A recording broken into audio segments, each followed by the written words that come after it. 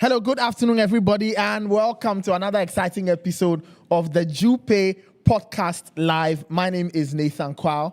The guys are here with me, Coach Christopher Nimley and Fento Tahiru, who's back in the jurisdiction after his after his adventures in the land of the free and the home of the brave. I told you when you are coming, you should buy me food. You should buy me. Look at the way you are neatly dressed. Look at the quality of your food you are wearing. You have a problem.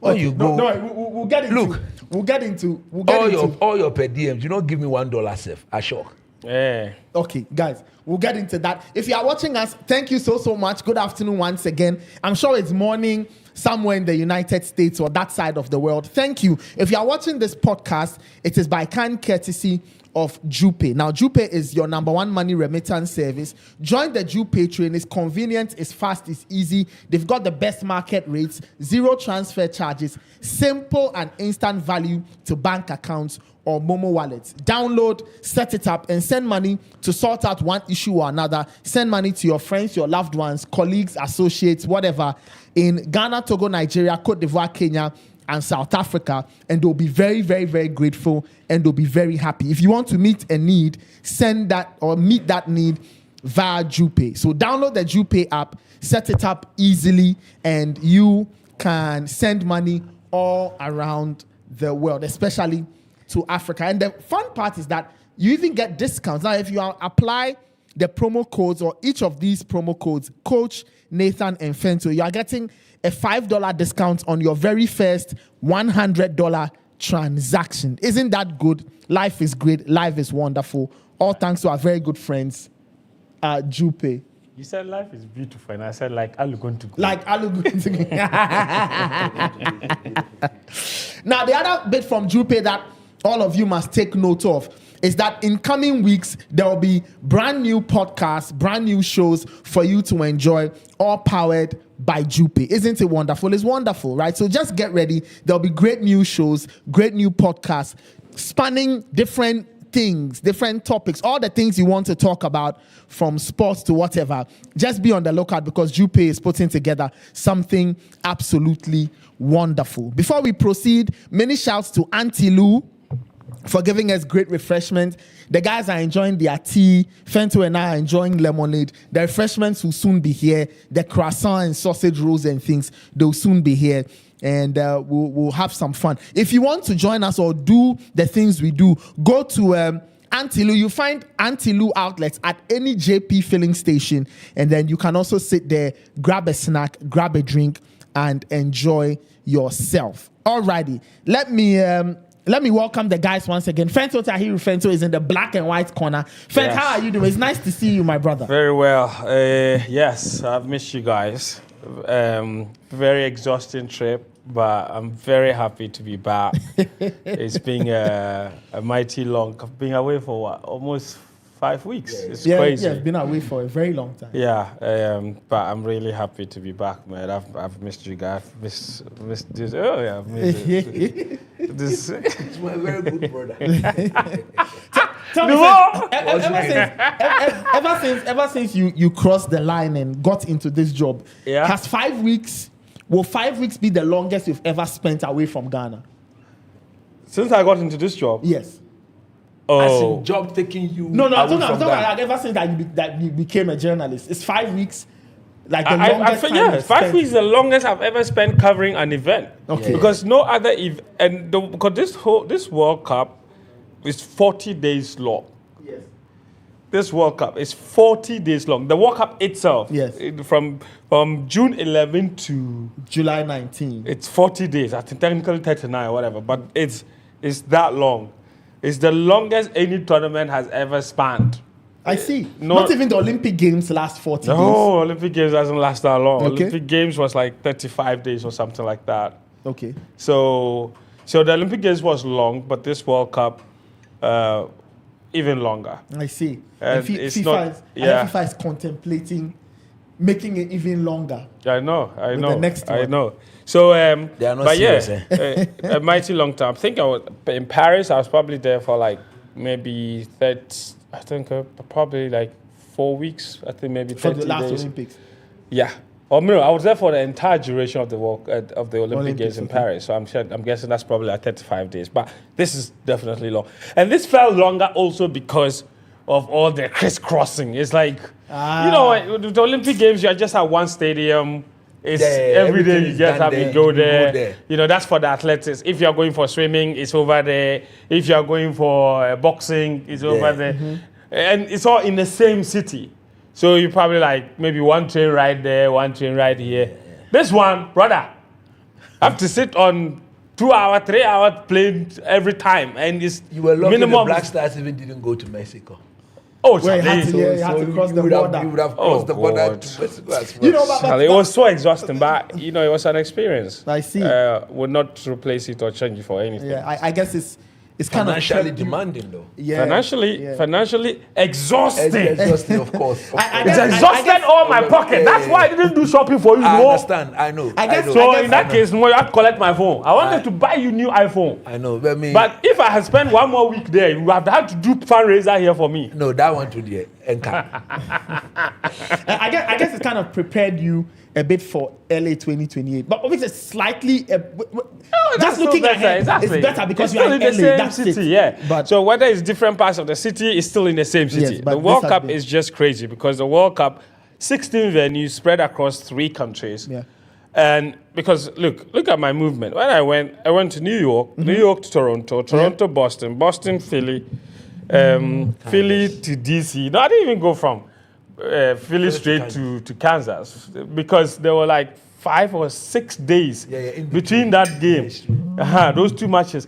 You couldn't just pack your things and go to Kansas and go and stay there and be waiting for the team. No. You needed to find a place to lodge. That's right. So in that case, you find where you know somebody. Exactly. I knew someone in DC, so I went all the way to DC. Spent about 3 or 4 days there. Flew to Kansas. If I had gone, that would have been the same thing. Because I would have gone to my brother in DC. Exactly. Stayed there, and then plotted your gone to Kansas. And if we had qualified Vancouver, Canada, it's crazy, bro. It's crazy. Anyway, Christopher Namely is also here. Chris, how are you doing? More fire. More fire. More fire. No more charging food in here. Minisani. Where be I make bay wash? Now, man. Oh, yeah, Katokroku me. I make bay wash denche. Manu ake Carlos Quiroz he didn't resign. Kwa bo numo no ogbo wo hambo pension pay. 74 years old. Kuta fine could be a little very cute. She's Iranian. Yeah, Charlie, I'm cute. He met her when he went. He met her when he was coaching Iran. No more asma elefoni. No more. No more Jeda. In cameraman, it's Mokuta Moa de Chelakabo. No Michelle. No more. I got resign. He's just waiting for his last pay. On our guys, our pay July salary. Can't pay no better. Yeah. His style of football in the long term will not help. Okay, we don't play our football like that. Everywhere now, I coach is very good, entertaining, result-oriented football. No, what I'm saying, I'm not saying we should go for heavy now. But no, Carlos Quiroz come to like a heavy now. The other coaches whose style of football will benefit our players. That they cram only that they cram football now try. Ganyo ke ene daddy krama ono wonji no mo padi again no daddy ganyo be like again no daddy krama football on court if you go to the street benders when they are sort of shaping the method bang bang that is daddy krama. Carlos Quiroz. Bang, bang, bang. That is what sort of bang, bang, like a boom, bam. It look at him, can it be? Anyway, this is the Jupay Podcast live. We'll get into the conversation. What? Anyway, today I admire your Chris, your hairdo is very fantastic. Let's focus. I just remembered a song. What song is that? Hey baby, Tatale, hey baby, Tatale, hey baby, Tatale. I don't know why I just remembered. I swear, I think one needs to, later we need to go back in history and compile all the songs Nimble had composed on all our various shows and make it an album. It's true. You can do that job. So some of the songs exist already. You see, I went to the bank during the week. And when I got there, there was this lady. The woman saw me, no more. Tell her, she just forgot about herself. I couldn't believe it. So knowing me too, Martina. You sing. I was singing. The manager came out. The man said, "Oh, Coach Nimley." I said, it was your employee who started the song, so I had to respond. Alrighty. Trainer scout, no tell shit, By the grace of Otto,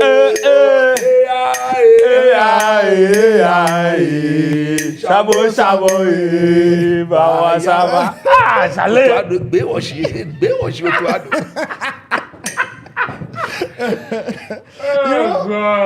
You know, I kind of find. Do you remember any? Genre. I've just come up with Ebe, Tatale, Trainer Scout. Trainer Scout. The Ujwa again. There are so many. The one you just sang. The back. That's the most so that's it's my record-breaking song. That's the best single.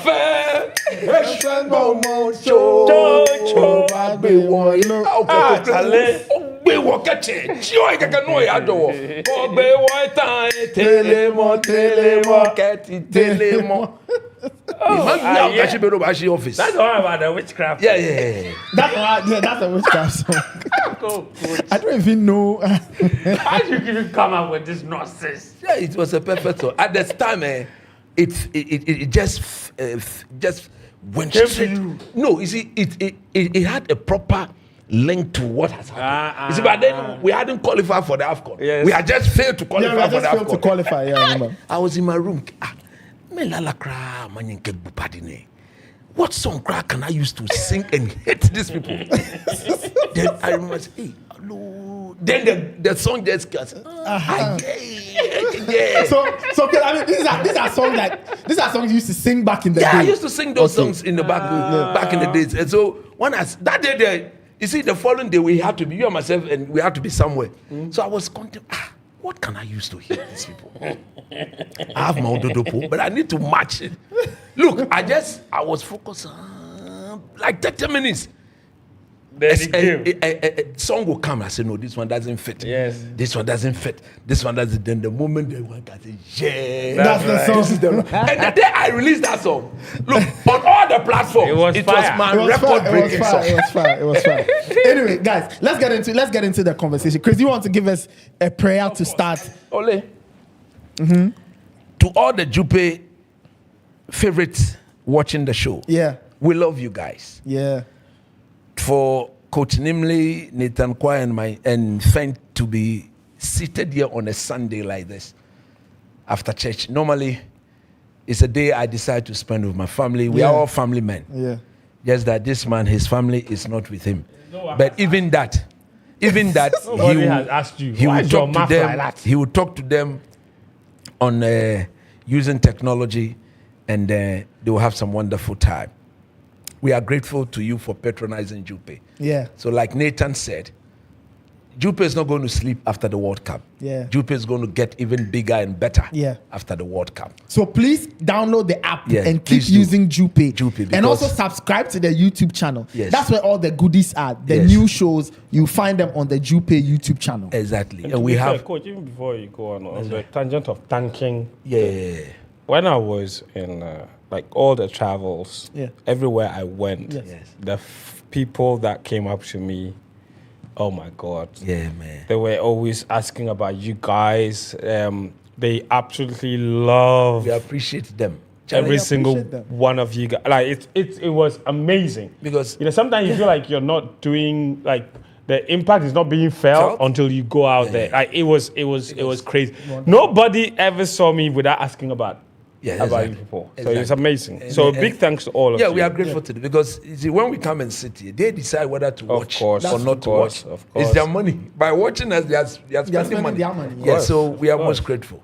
No, wakeng mene hogba, nima hogba, nama hogba. You was zip out. Wakogbele yache ono. O manche yeli aba. Nakai. Jewa keje bush kwen watabie. Keje bush kwen noko ben na ba chele Jupay. She chomp bo he wale na ke onile no ke wo obi adwomomi. Mene wo ye Jupay ni won fe Jupay Podcast. Wakeke efia no yo ye jelemi. Titri ko ye Canada, o ye America, o ye UK. Jupay ke wo Kenya keshe. Ka o ye Chicago no ta no send keba. O nyamingo, o mami, o papa, o nyanyo. Ni wo ye Ghana, ni wo ye Alata, ni wo ye Kenya, ni wo ye South Africa. Waka bomode no download app. Yo I can kebo akeshin. Ka o download Jupay app. No John Jupay no send na kashka. No chume fe no chumo no chumo. Yo abahani shuri. Amen. Ake yo ale akeshin. Ka onu chumo shuri. No na fio no use of Jupay. No send on ekota wo he. Waka yo ajo nye onu. Mwana washitama wa fen wogbe ami. To be nje lele. Anokwalele bi eka. Waka bole shikura. Me Nathan Fentu ke ni. Wa wotimo meni ke oba ke di. Me ke ni. Cosmo nyemi, Cosmo small mo insani. She in ye Yesu, in ye Zebot, yang be fan. No she no gbe. Yo wa jonye fe. Yo wa jonye. Yo wa wonye no. Yo wa Kenya keshin. Nye use Jupay ni hejole kenoya afenye no. One danyeshin ye Yesu ba me. Amen. Amen. That was a powerful prayer. Yes, that was a Sean, huge. you don't understand gang. He doesn't understand gang. Show your problem. Big problem. Show your problem. Every do you understand gang? No, they don't. Every so all the thing I say you didn't understand. What? On Friday, another personal story. I met this guy. The guy met me. He said, "Coach, can you talk to somebody for me?" I said, what is it with the person? He said, the person is all the way in Kumasi. Hey. The person doesn't speak Ga. But the person said, because of you, she wants to understand Ga. I said, call the person and then don't mention my name, just call. So when he called, then he gave the phone to me. Then I started. Yo was about a job. Yo wa wohino. Menesoa nemasoa. Then the lady started shouting on top of her voice. Oh, God. Charlie, look, we are blessings to some people. It's true. And she said, is that Coach Nimley? And I said, young lady, yes, it's Coach Nimley. I said, Coach, God bless the day Your parents give birth to you. you spoke to me. I look forward to meeting you one day. And I said, don't worry. I'll take your number from your friend. Anytime God brings me into Kumasi, I'll come to your house. And she's a Muslim too. And if you look at the way she was so much in love with the guy and the expression, I said, look, she said, I will defend you every now and I said, look, I do what I do because of people like you. She said she didn't like football.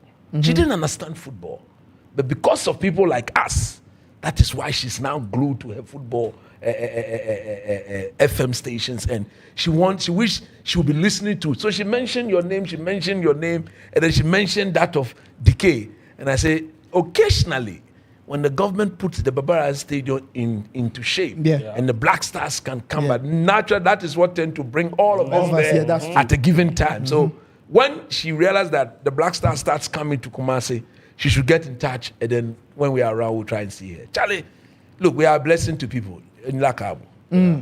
So as you're watching the podcast and you are enjoying it, kindly download the Jupay app. Use it to send money from the US, from Canada, from the UK to Ghana, Togo, Cote d'Ivoire, Nigeria, Kenya, and South Africa. And bless somebody, right? Bless somebody, and they'll be very grateful. All right, guys, let's get the conversation going. So, Ghana's adventure in the World Cup came to an end about 8 days ago. Yeah. And in the last 8 days, it's been all kinds of things, right, friends? It's been very hectic. Yeah.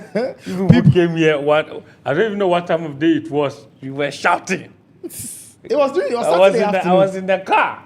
It was Saturday afternoon. It was a Saturday afternoon. God right? damn. Saturday and I thought we had been knocked out. Yeah. Yes. Between a week then, yesterday, a week yesterday. And between then and now, all kinds of things have happened. Oh, God. The usual conversations around the Black Stars. We have been blamed. And all. The newest angle is that they said the media too. We are as if the media we play football. No, we don't play football. Is it to to some extent, I understand when Some of they our say colleagues don't help. because Yeah, some of our it's colleagues Yeah, are not that's true. helping. Some of our colleagues. That is why, and normally those mistakenly will say media instead of qualifying it to say some of the media. You don't blame them. You know. Charlie, look, Mokobi Legbo, somebody's daughter just died like that. You know when that story came, I never believed it Oh, yeah, it's true. until a radio station called me. I granted the interview. So during the interview, I wanted the host to confirm whether that story was true. Yeah. And when I asked, is it true that when we scored against Panama, upon jubilation, Yeah. a 25-year-old lady, brilliant lawyer who had just completed her law school, passed away? Then the host said, yes. I said, wow. If I'm the president of Ghana, this is one of the reasons why nobody will mess with nobody will mess with our football. Yeah. You do that, I clear you within a second. Straight. Let FIFA ban us over and over again. We'll go back and we'll fix it. Until I get it right, I'm telling you, making you go just like that. That's true. That's it. Because of Black Stars of Ghana. This time, not out of pain, no. Out but of excitement. Yeah, excitement. but you know, I mean, there's So imagine the painful death. yeah, there's Meaning, some, go because Black Stars able almost. Oh, Charlie. anyway. So we are here between last week and now. Different things have been said, but in terms of like the big ticket items, what we are all thinking of is what happens next. Carlos Queiroz put out a statement on social, and it sounded like a bye-bye statement, but he has said in the last few days that he hasn't said he was walking away. His assistant, Roger Desar, has stated that his time is up with the team. He's gone. So he's gone. He granted an interview. Friends, I'm sure you followed that interview. And he spoke on a number of things. The difficulty of handling the team, the difficulty in getting ready for the World Cup, the challenges faced and all. Friends, I don't know if you want to touch on a few things and then maybe you can lay the ground for the main conversation as to what we are going to do next or what we should do next as a country in terms of getting things right. Listen, Nathan, I think the outrage that has followed Ghana's exit from this competition has been, quite frankly, a little surprising. Okay. And I'll try and explain what I mean by that. Because, if anything, in the last 7 years, in fact, since Ket Okreku and his administration took over, this is their best performance at any tournament. Yeah. In terms of the Black Stars. In terms of the Black Stars, this is their best performance at any tournament. Getting out of the group stages. Because they took over after AFCON 2019. They took over in October. We played AFCON 2019 in June, July. Normalization Committee supervised that AFCON. Yeah. We made it to round of 16. But since Ket and his administration took over, we've done 2 AFCONs and 2 World Cups with the Black Stars. We've done 3 AFCONs. One we didn't qualify for. Thank you very much. No, thank you very much. Thank you. done 3 Let me put it, we've not done. Let's say they've been 3 There have been 3 AFCONs. AFCONs. We've been to AFCONs. 2. So since we've been to 2 where we failed to make it out of the group stages, stages. and there's been 2 World Cups where we've qualified for both and failed to make it out of the group stages in one and made it out of the group stages in this one. other. So if we are being fair and we are basing purely on success, we will have to say that this has been the best performance under the Ket Okreku administration. Fact. It's a fact. Fact. And if, yes, and you hold on, you are rushing with the, more. I know where you are going now.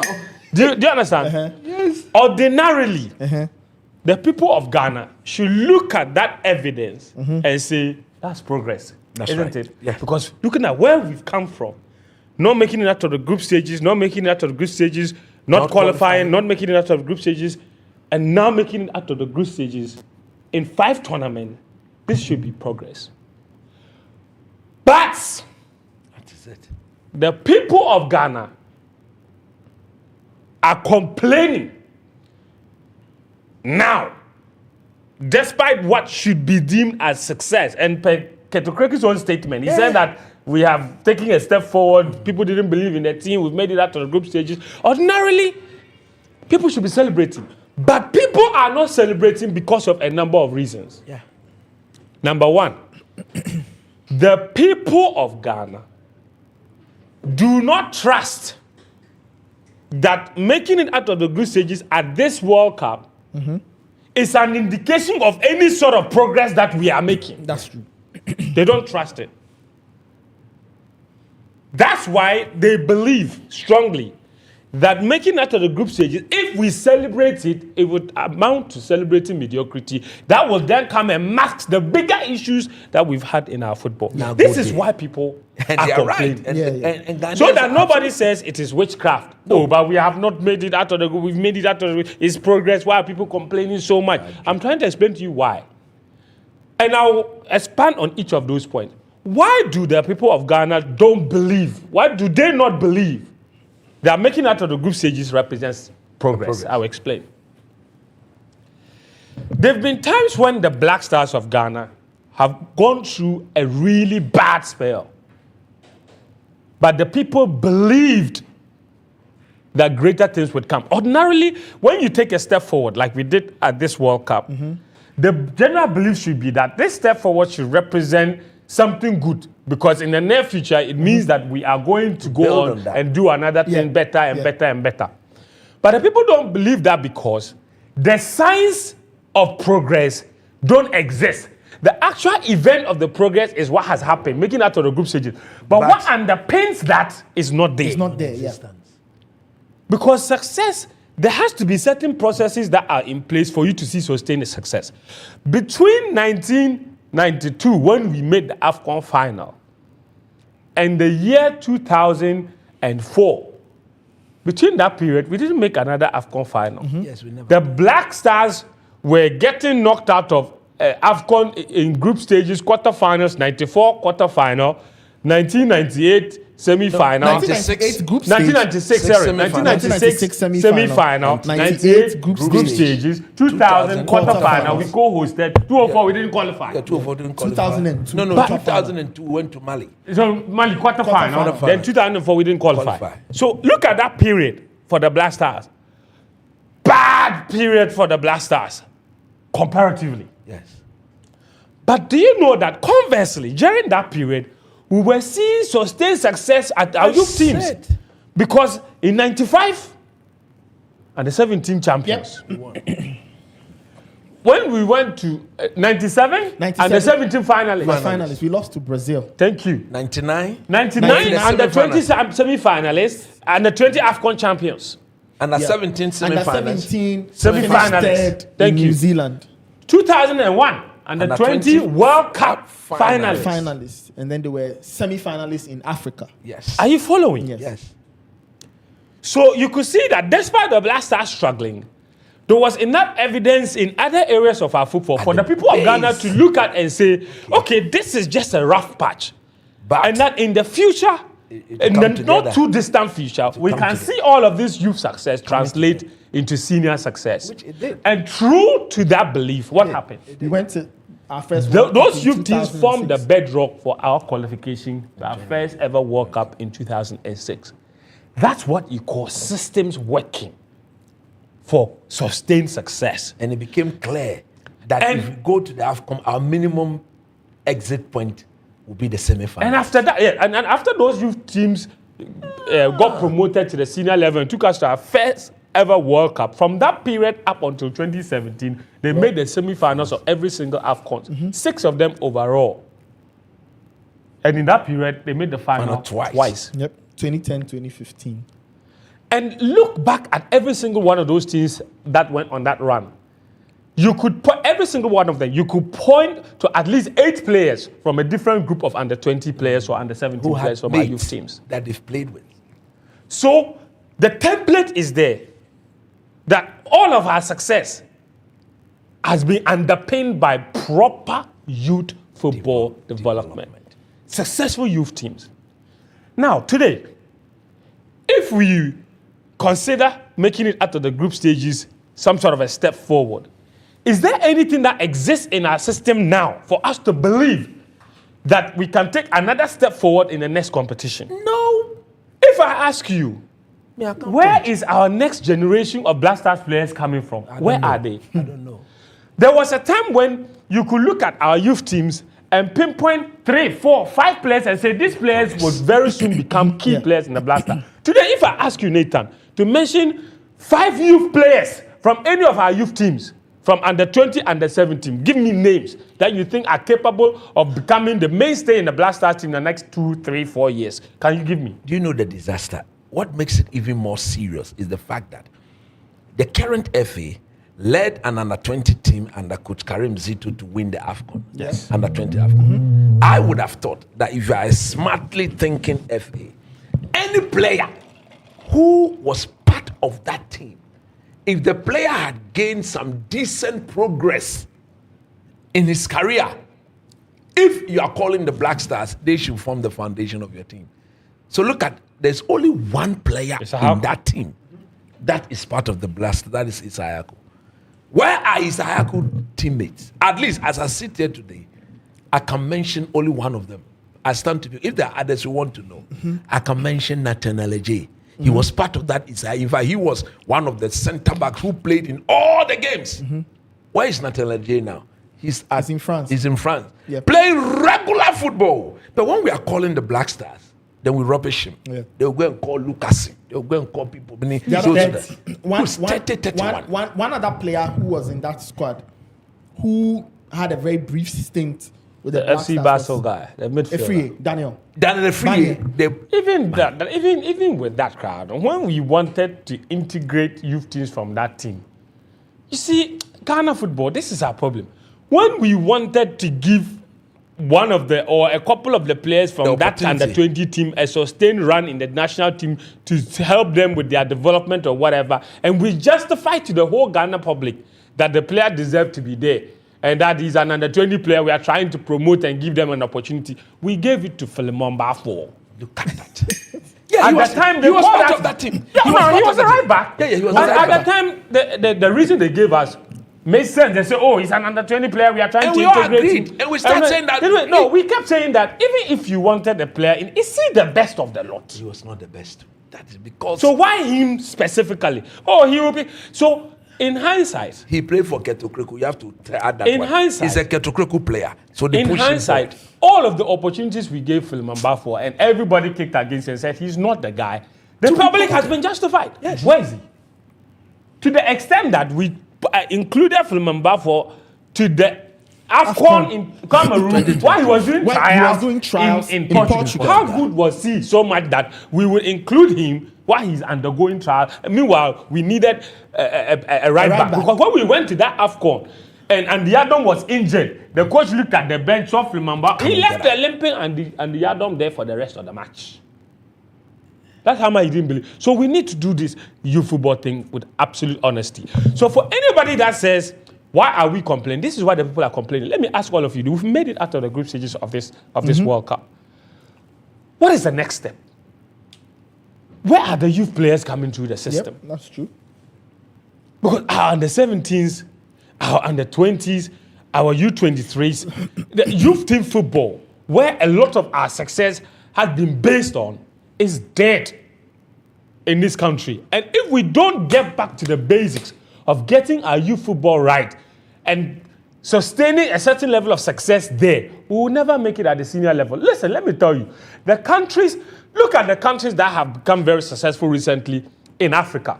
Even the countries that are using a lot of foreign-born players like Morocco and Senegal, who have those are two countries where our football authorities like to point to and say they've built successful national teams from players born abroad. But they have a very good youth system. I was getting there. So we should go and bring players from abroad. They are forgetting that those countries are also doing the youth football very well. The difference is, look at Morocco. A lot of their players, 80% of their squad, or is it 65%, or is made up of players born abroad from the last AFCON I'm using. Senegal, similar number.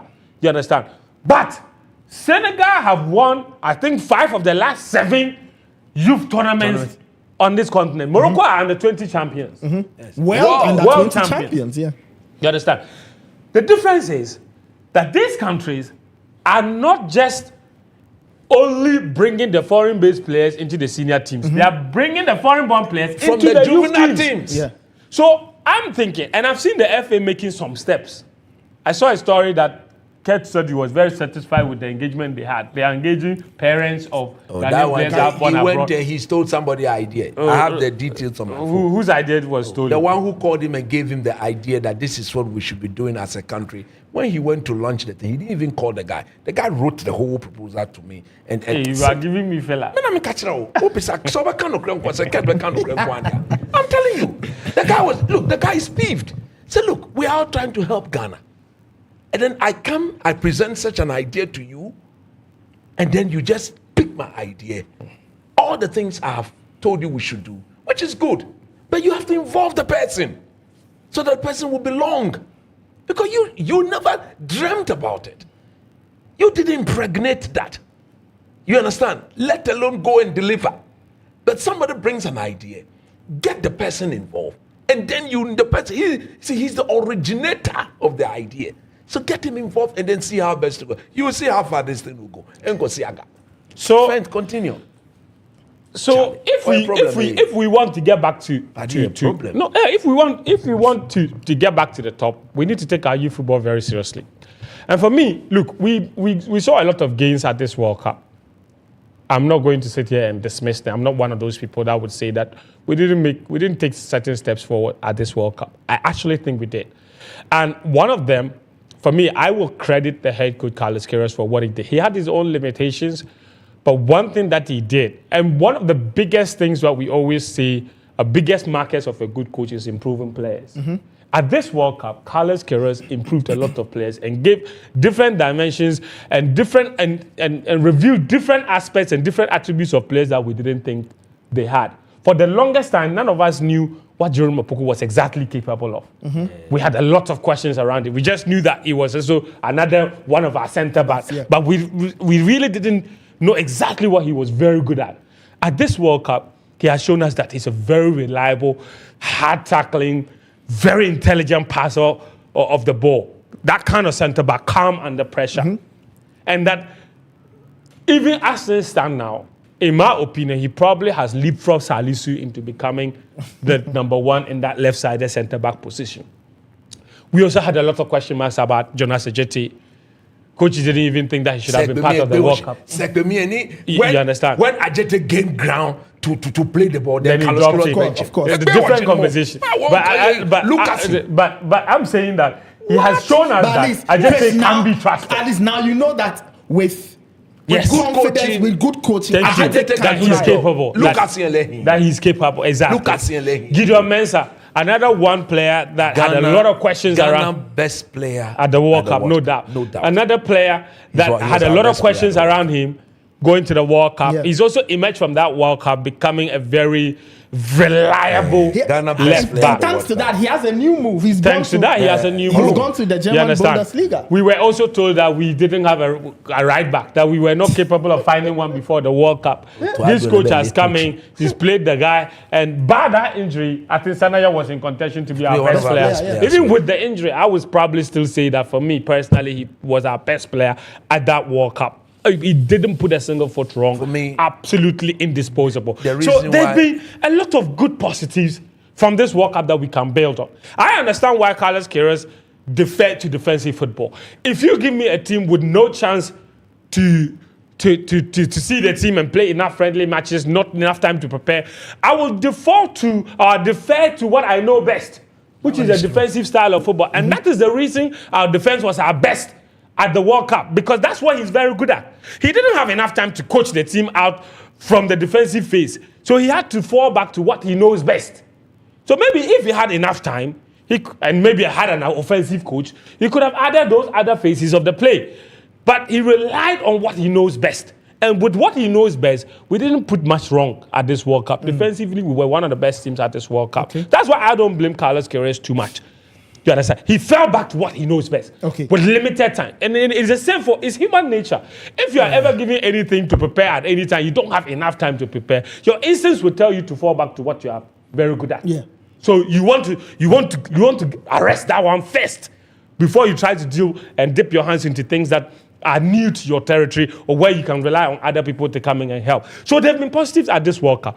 But we cannot have any sort of sustained success with our national team if we don't fix our juvenile football. And fixing our juvenile football starts with the Ghana Football Association.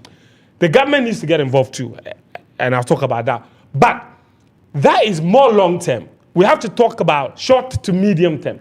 And short to medium term means that putting up youth national teams that are the best representation of the talents across the country. That's true. Because you see, this has been an issue. Yeah. Several people observe our youth teams, right? And the questions they'll ask you, whether they are scouts or agents, they keep asking is this the best crop? Because you can't say you did a nationwide scouting. And then when we put a U17 across 16 regions, and these are the best. A U17 team together. They went to Kumasi to go and do scouting, justify your inclusion. Do you know the national coach under 17 people when they didn't have beeps? I'm a bit beeps. They didn't have beeps, though. They didn't have beeps to give the players that were coming to do the trials. It took somebody who sat on the bicycle, she shot to go and borrow somebody. I said, Jesus Christ. One of Ghana's former international went there. He also went for another academy. So he went there to see whether he can tap some 1 or 2 players too. Only for him to get there, he said, Tashi, I had to Abib Skeba, I had to Jesse Nakaba, I'm in trouble. I said, Jesus Christ. Fan, continue. So the short to medium term for me, I think it should make sure that for all our youth teams, they represent or they are the best representation of the best talent that we have in that age category. We cannot all these ideas and perception of, look, there's always a reason why perception exists. Okay? Perception exists because people observe trends. Yeah. Trends form perceptions.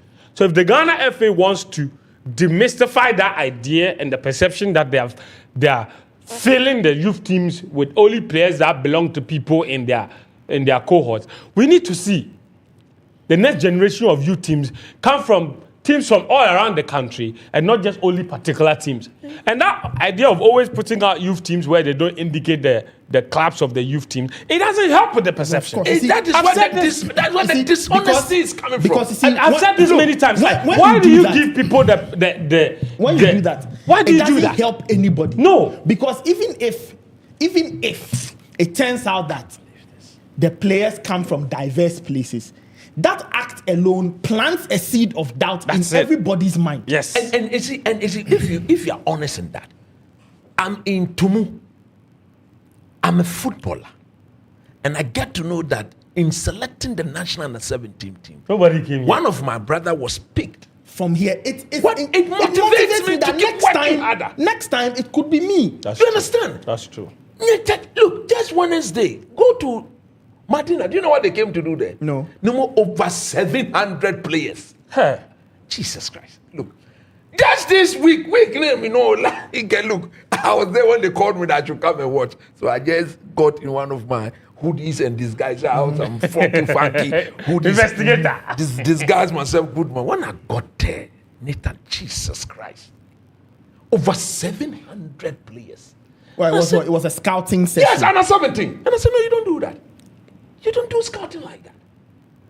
If I'm in charge of the FA, I would have managed the juvenile leagues in such a way that by now they will be playing. The juvenile leagues will all be ongoing all over the country. Okay, let me ask a question. Are juvenile leagues in session or out of session? No, of course, leagues so the boys are home. So you call them youth Mosadin. We have a trouble. You see, the problem with this, that's why I mentioned the government role. Because how can government needs to build infrastructure, they need to do all these other things. Very important.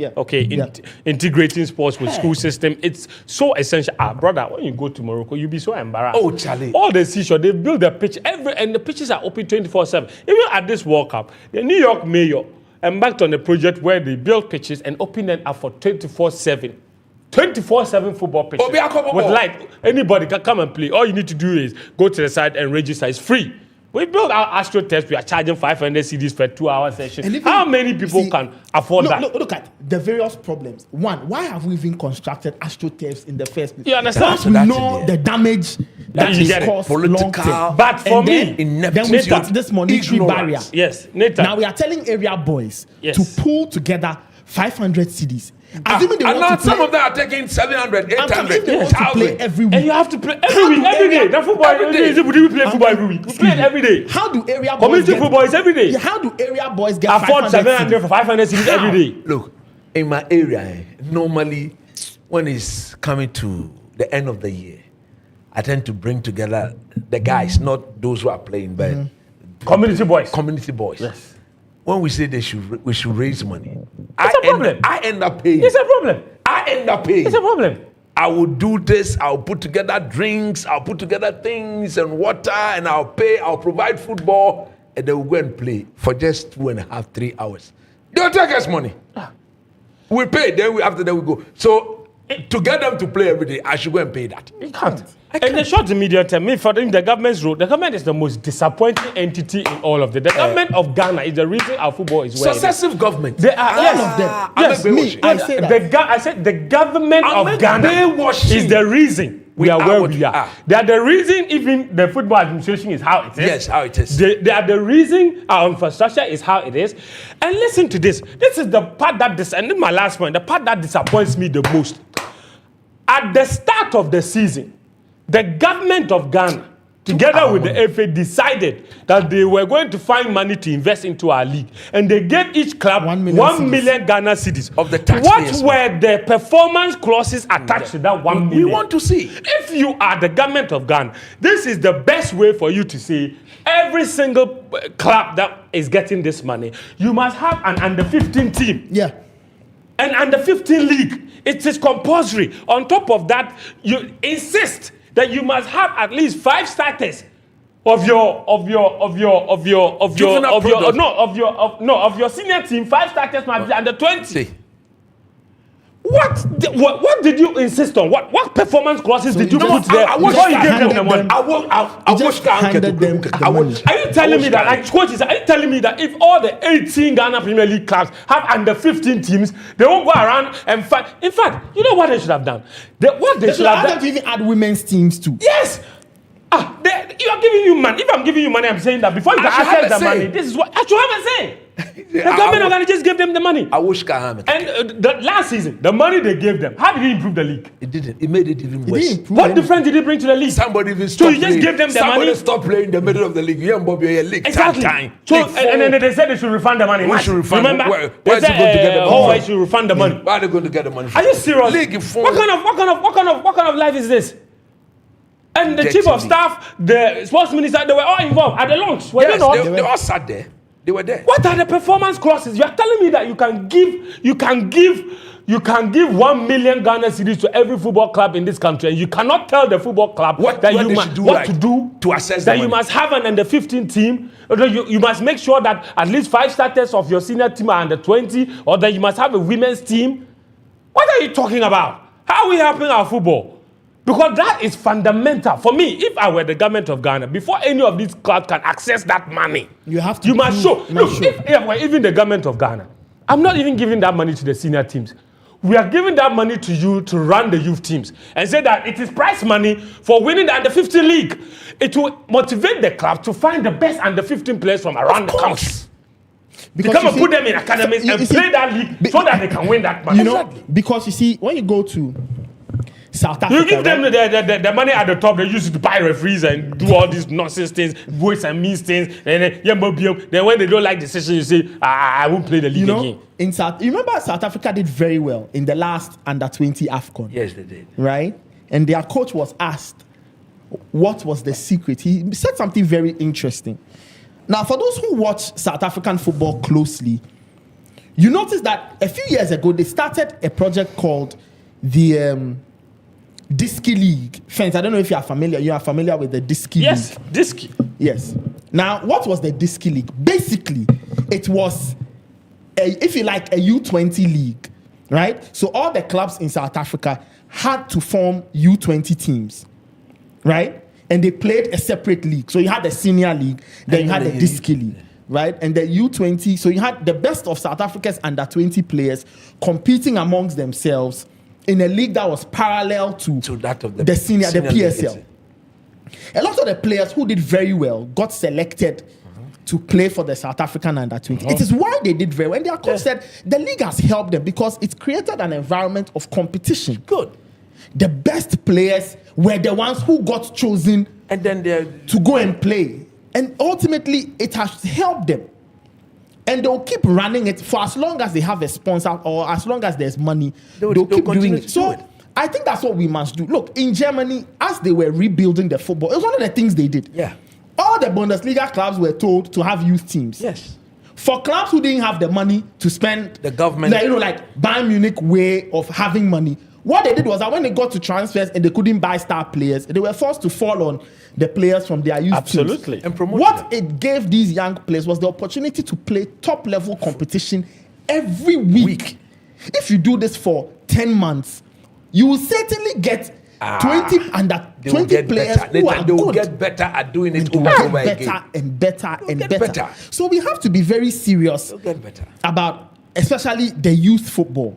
I won't say Colts football because that is happening in a form. So that, but the level, like when we pick the players from there, what happens?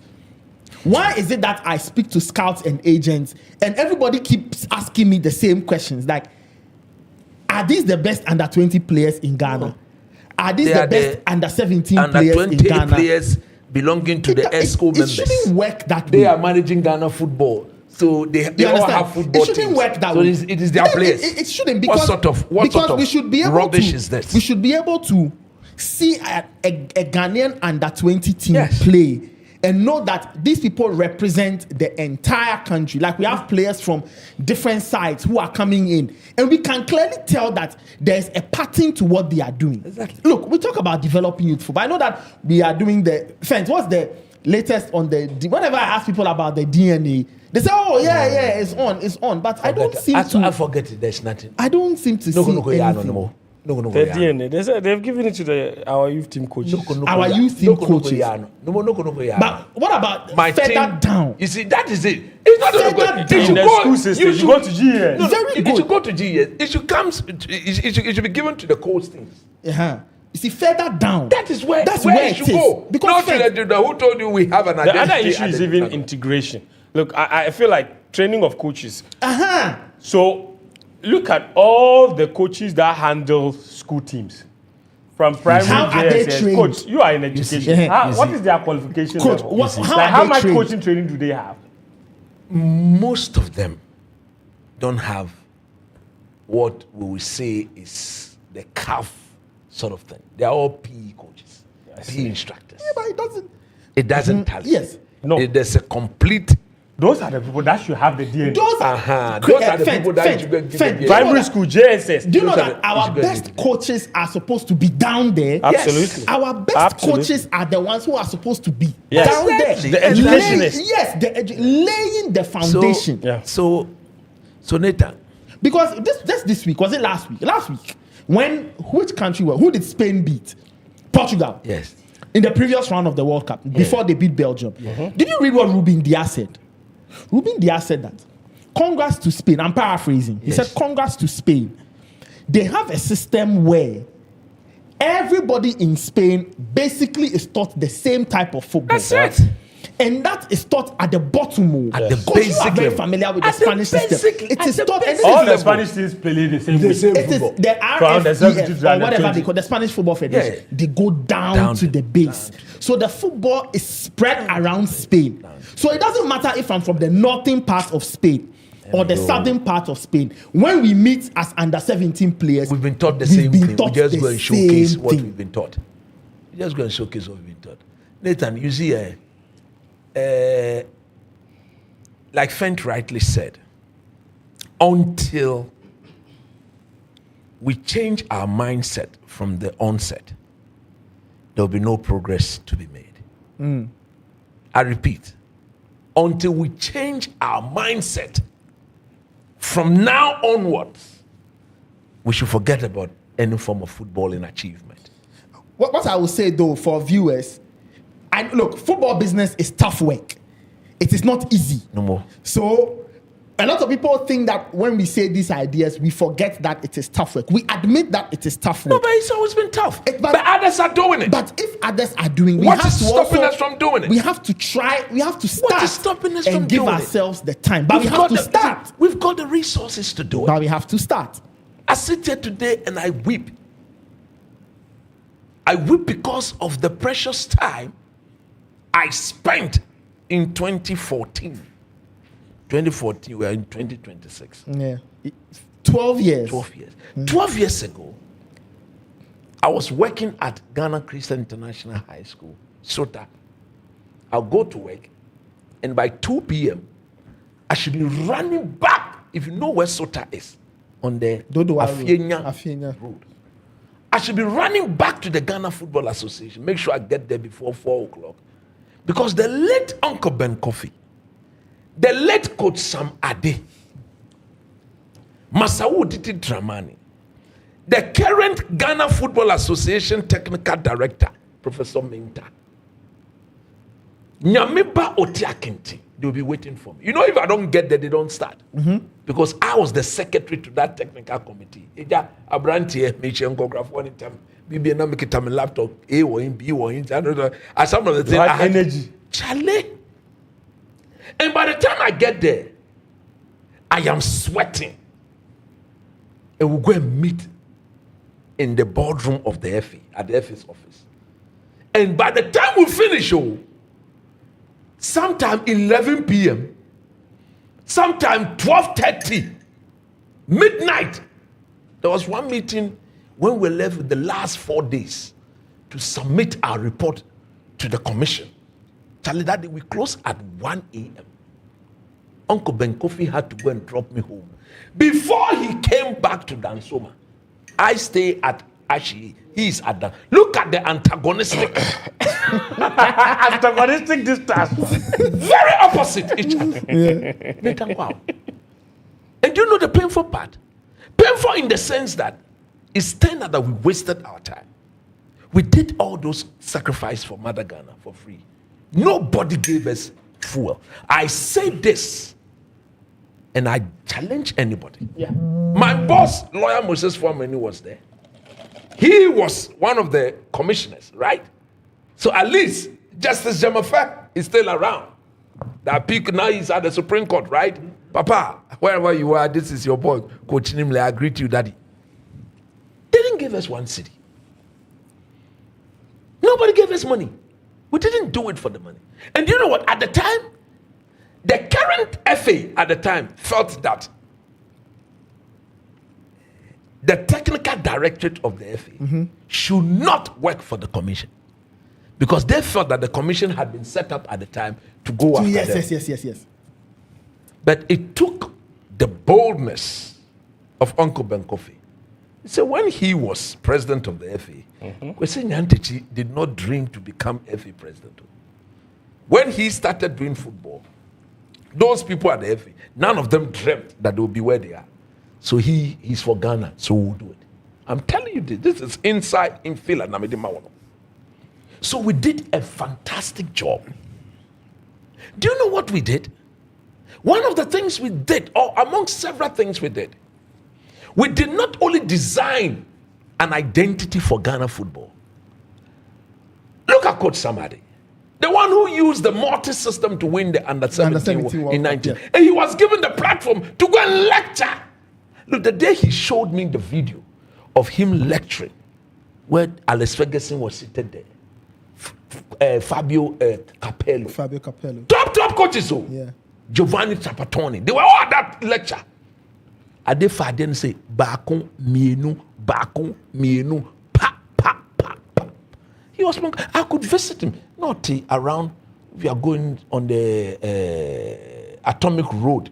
At his house, I was always there over the week. Anytime you didn't hear me on radio on Saturday, I was with Coach Ade. When I get there, his wife will cook or his daughters will cook, will eat. Most of my coaching books, he gave them to me. I have done that in my library. If this man could be invited, a Ghanaian could be invited by FIFA at the time to explain how unique his brand of football was, in 1995. Yeah. And Nathan, That was the multi-system. It was a brilliant thing to watch. Yeah, that's it. We've been let down not only by successive FA, but by successive governments. Yeah. I couldn't believe it. Now we did all these things. In that report, we said the Ghanaian player, per our stature, we should be mimicking what the Spanish people are doing. Although we are not big, but we are very powerful. So adapt a bit from France. And then finally, bring in the German efficiency. I was given the task to go and do that research. You know, I've shown you some of my books, right? I know. I have the Spanish Soccer Coaching Bible, Volume 1, Volume 2, that of France, that of Germany. Charlie, I had sleepless nights. Imagine me, I'm supposed to prepare and go and teach A-level chemistry the following day. Over the weekend, I'm sitting down, flipping these books, reading through. I have the soft copy, extracting ideas and things. No, and we're given a deadline to work with. We did all these things.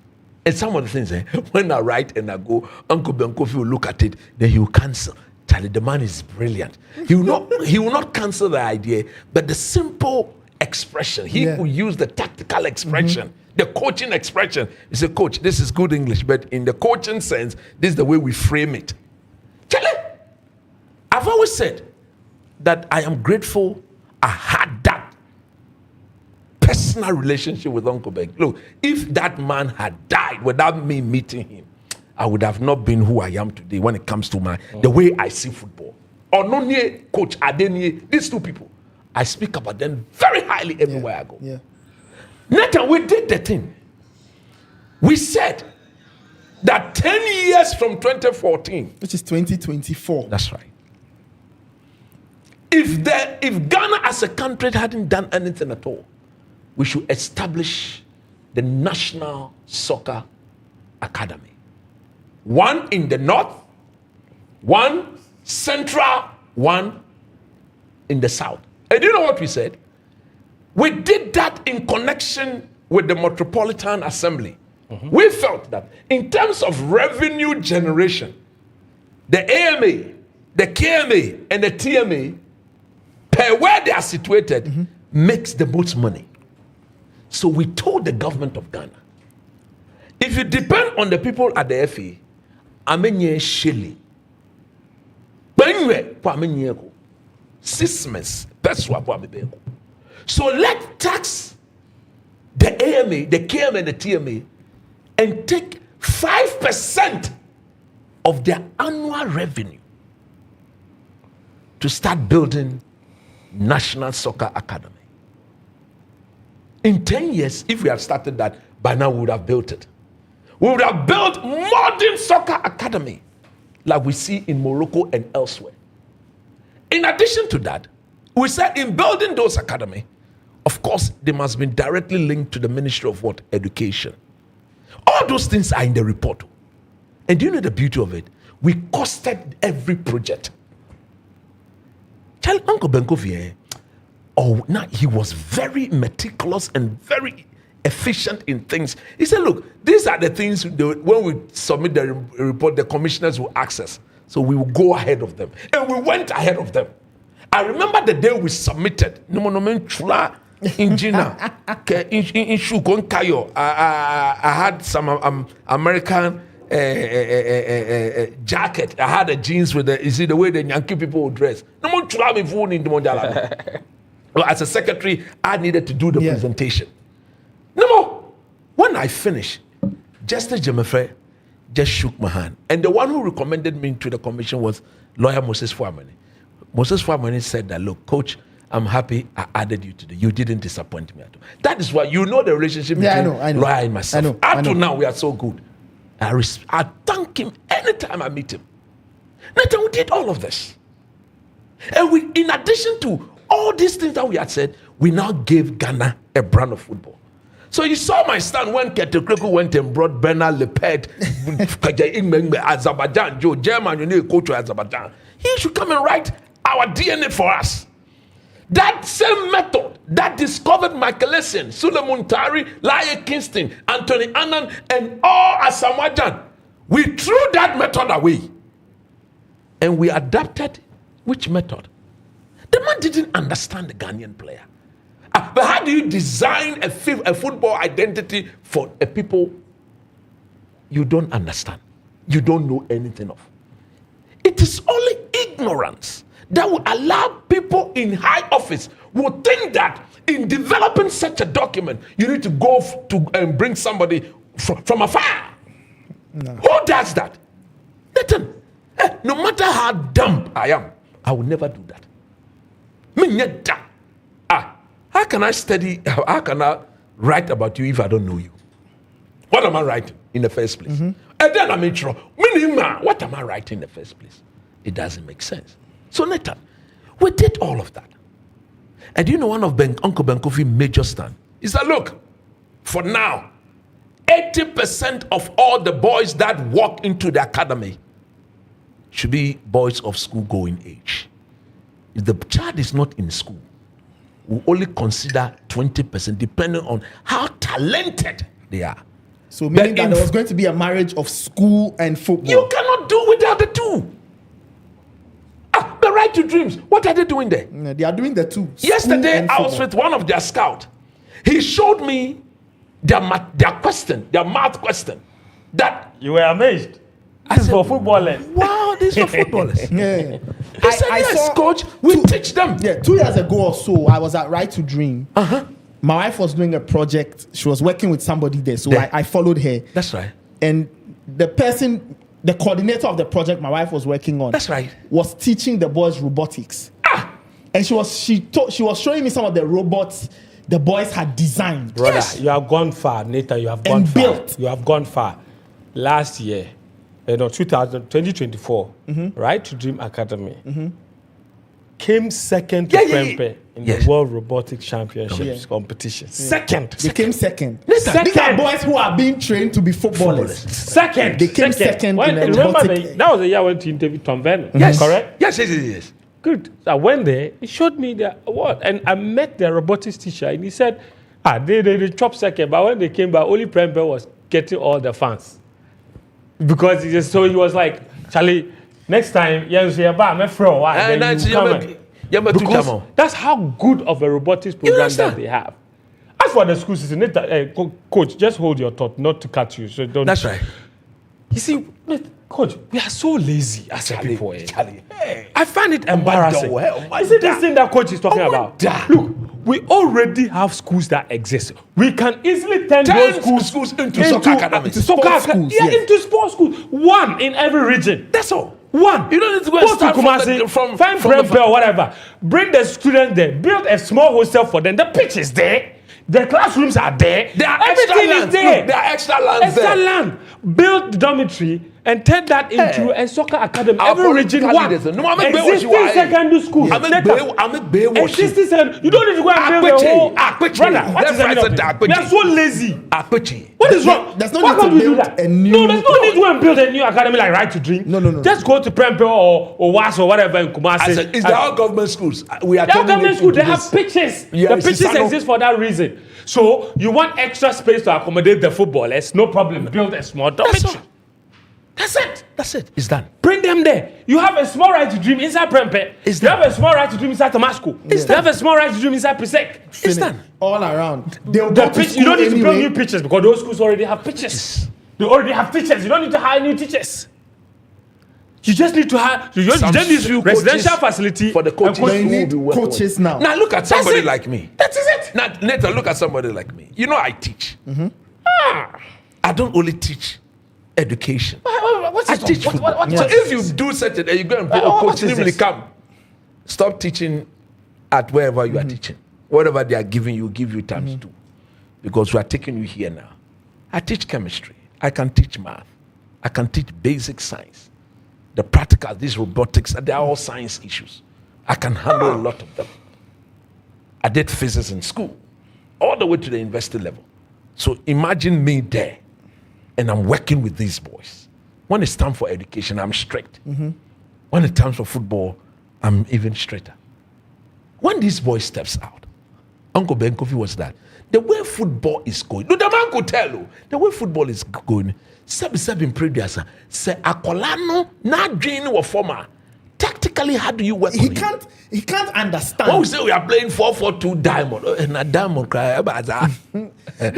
Diamond. Look, you see, the intelligence needed. When I listen to when I listen to pro footballers, right? When I listen to professional athletes, right? Even pro footballers, Fenta, you can tell that some of them are so educated that like even look and understand. They understand what they are doing on the pitch. Yes, I told the Ghanaian International yesterday that it's time they invite me over at Right to Dream. I want to take one day session. If the boys are there, I just want to go and teach them, not football. I want to walk into the classroom and show them how good a teacher I am. Other math, a bit of science stuff. And then, because when I saw the questions yesterday, he showed it to me on his phone and said, Charlie, those we just scouted, these are the questions that are right. And I asked him something. Is there a possibility that somebody could be denied access to the academy if the person doesn't do well in the course? He says, we are not only teaching them football. You need to be good academically to a certain age or to a certain level before they admit you. It depends on the age. If you are coming in now they said they admit at all ages. At first they were very strict with the age level. But if you are coming at the age of 18, surely there are certain basic things you need to know. If you don't know that, you've got no place in the academy. Because when the coaches take you to the boardroom and they are drawing the triangles, describing the shape, how do you defend in the triangular shape, in the diamond shape? If you don't know what a triangle is, even the triangle, you need to know the types of triangle. What is the impact of establishing an equilateral triangle defensively? Isosceles triangle defensively. So we're engaging. I say, wow.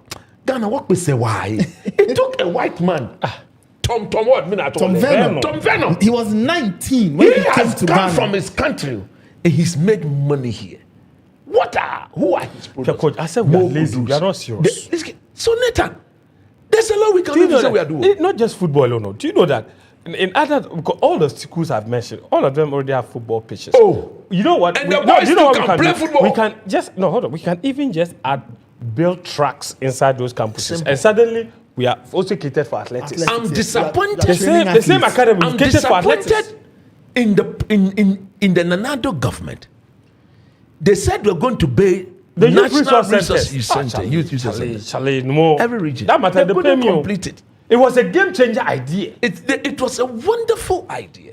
They spent 7 years. They don't finish one. When if you go to the Zuma Nats, don't mention that. Don't mention that, coach. Don't mention that. Kokodende, Kakalika, Denchem,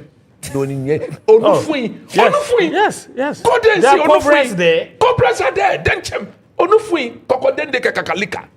Do you know what is embarrassing? It is behind the National Youth Authority office. But they're the same compound. That's what I mean. It's their property. And when you go there, you are sad.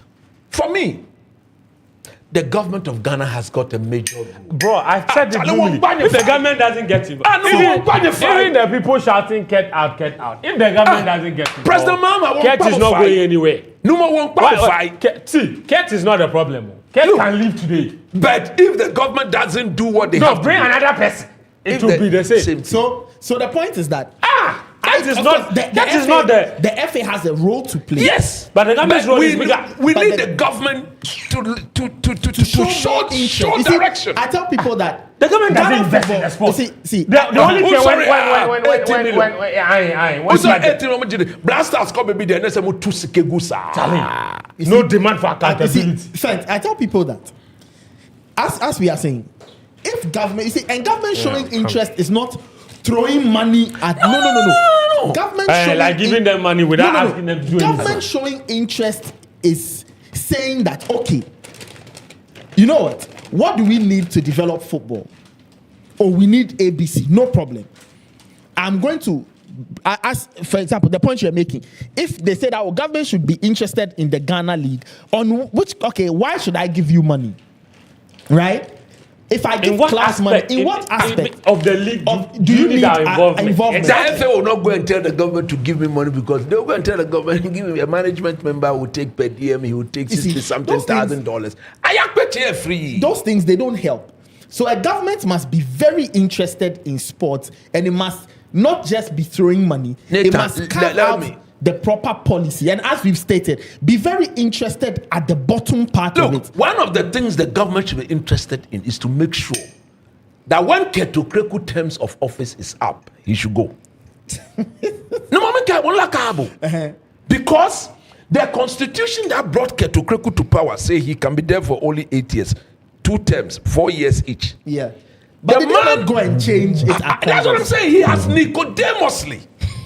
I repeat, he has Nicodemously connived. Spell Connived. Spell Nicodemus. Oh, no, Beshi, you will destroy my thought. He has Nicodemously connived. I repeat, connived with the so-called football people. How did he connive? How did he do that? How he didn't connive with anyone. You know the story. See, you wrote an article. The story is that they put together a committee. Who put together a committee? Okay, let's No. Who? Who? Congress. ESCO. Stop that. You see, Ghana, but that's the process. No, listen to me. No, was Randy Abbey not the chairman of that amendments? They called it amendments committee. That is why this thing should be autonomous. Hold on. You see, they don't talk about the autonomous thing. Dr. Abbey was there. I know that Mr. Frederick Kachampo was he part of it? No, do you think they'll go and change anything? No. They will do the thing to favor the man. Of course. And what some of us are saying is that the government of Ghana, they said they wanted the president. Look, let Keto Kreku come and sit in front of President Mahama. Let President Mahama ask him, if you couldn't do it in 8 years, what makes you think that an extra 4 years will make a difference? He hasn't said he will do extra 4 years. Oh, no more. My friends, I've heard he's going again for another 4 years. I've heard rumors. He's going. I've heard rumors that he will throw his hat in. No more. He has said that he may not even run. And I'm saying that I've also heard. So it wasn't enough to favor him. No, but friends, when they went to Congress, what? That was the explanation. You know, whenever I ask people, they say, but who has said Mr. Okweku will contest, and that he may not be doing it. So every time somebody has told me that, I ask them that you have not categorically said he will not go. You say he may not. Yeah. May is possibility. He could or could not. He will. If he does, then every suspicion would have been justified. But I'm saying I've also heard until he comes out boldly and say, I've also heard hints and rumors that it is likely he will throw his hat in. Yes. For another term. Yes. Again, these are just rumors for now. And I'm saying that if it turns out, as you're saying, then we'll all be vindicated to say, and I'm saying that. Why do you want to do it again? If he doesn't, no problem. But personally, I think, this is what I think. I do not seem to understand why you would want to stay in office for an extra 4 years, right? If you've had the chance to be in power for 8. Especially when you came to power with the understanding that you were doing 8 years. Yes, actually you were doing 4 and 4. 4 and 4, especially with that background, especially knowing when you took charge. All the things that had happened, because everything he promised, he knew it would be done within the rumors that came frame. Or the talk of the Football Republic at the time was that the picture they painted was that they were not happy with Mr. Kwesi Nyantakyi's extended stay. Unlimited stay. He also went to change it. It was 4 years. And then it became unlimited. And lots of people from the Football Republic, at least based on informal conversations, all told us that they were not happy with that. So they were hoping part of his So they were hoping that they would find a mechanism to at least curtail that power. Only for you guys to now go and change, because let's not forget, when normalization happened and Mr. Kofi, what's his name? Kofi Anwar and Co were handing over, that part was still hanging. Yes. And then they told Mr. Kofi Anwar and the normalization committee that, don't worry, when football is back to normal, we'll come back and look at this term limit business. So, Nathan, the point I'm making is that if there's anybody who can stop that, is the president of Ghana. chapa there. Chale kaba officer. Chale kaba Jubilee House. Namo jike to Greku. President Mama keba kedwa ya. Namo chile. Because the government of Ghana is pumping good money into football. And until we put proper structures in place, football, it starts from those who go and implement the plan. Mama, Your Excellency, if you couldn't show me one tangible, how would you grade yourself? No more, can't go grade the grade your grade. If I ask you to grade Ketukreku after 7 years, what to be his grade? After 7 years? Yes, best 7 years, yeah. 7 years now. Next year, no for Shiki. Yes, I'll give him 4 out of 10. 10. 4. And the 4 will be 4. No more. Yeah, of course. Get me grade. 4 me a 4 what how would you grade him? Bobo ke 4 me male 2. No, I give him 2. Can you show me one tangible? This is somebody who CAF and FIFA annually gives $2.5 million to as CAF and FIFA contribution to football development.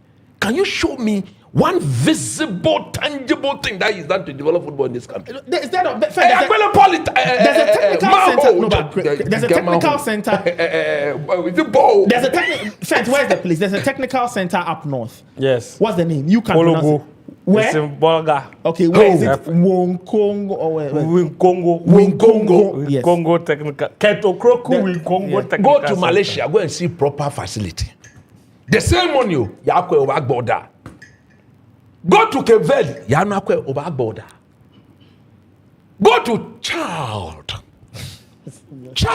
Not small kiddies with play football. You see Dama Stadium. It's Chad. No more Chad. She can be a ball me. They are kiddies in football or child. Go and see. Can this man show? You see, under your regime, our juvenile football, 0.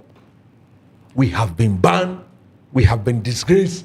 We have failed to qualify for all the major tournaments. Okay, we missed out on U17. We've missed out. The only thing we've gone was the under 20 they won, but because of COVID. Finish. Apart from that, there's nothing to show. Yeah.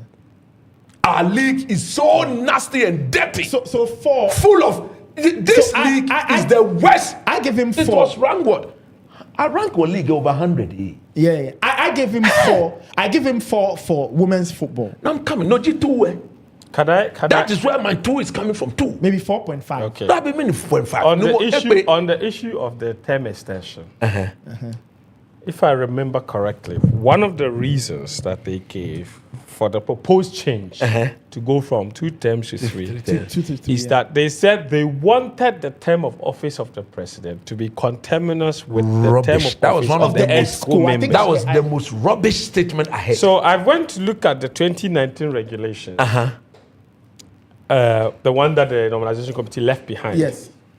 And it talks about the mandate of the president. Just for context, I just want to know, are those the regulations we are still using? Yes, they are the regulations that they proposed the changes to. You have to remember that the proposed changes that extended the term of office. But let us focus on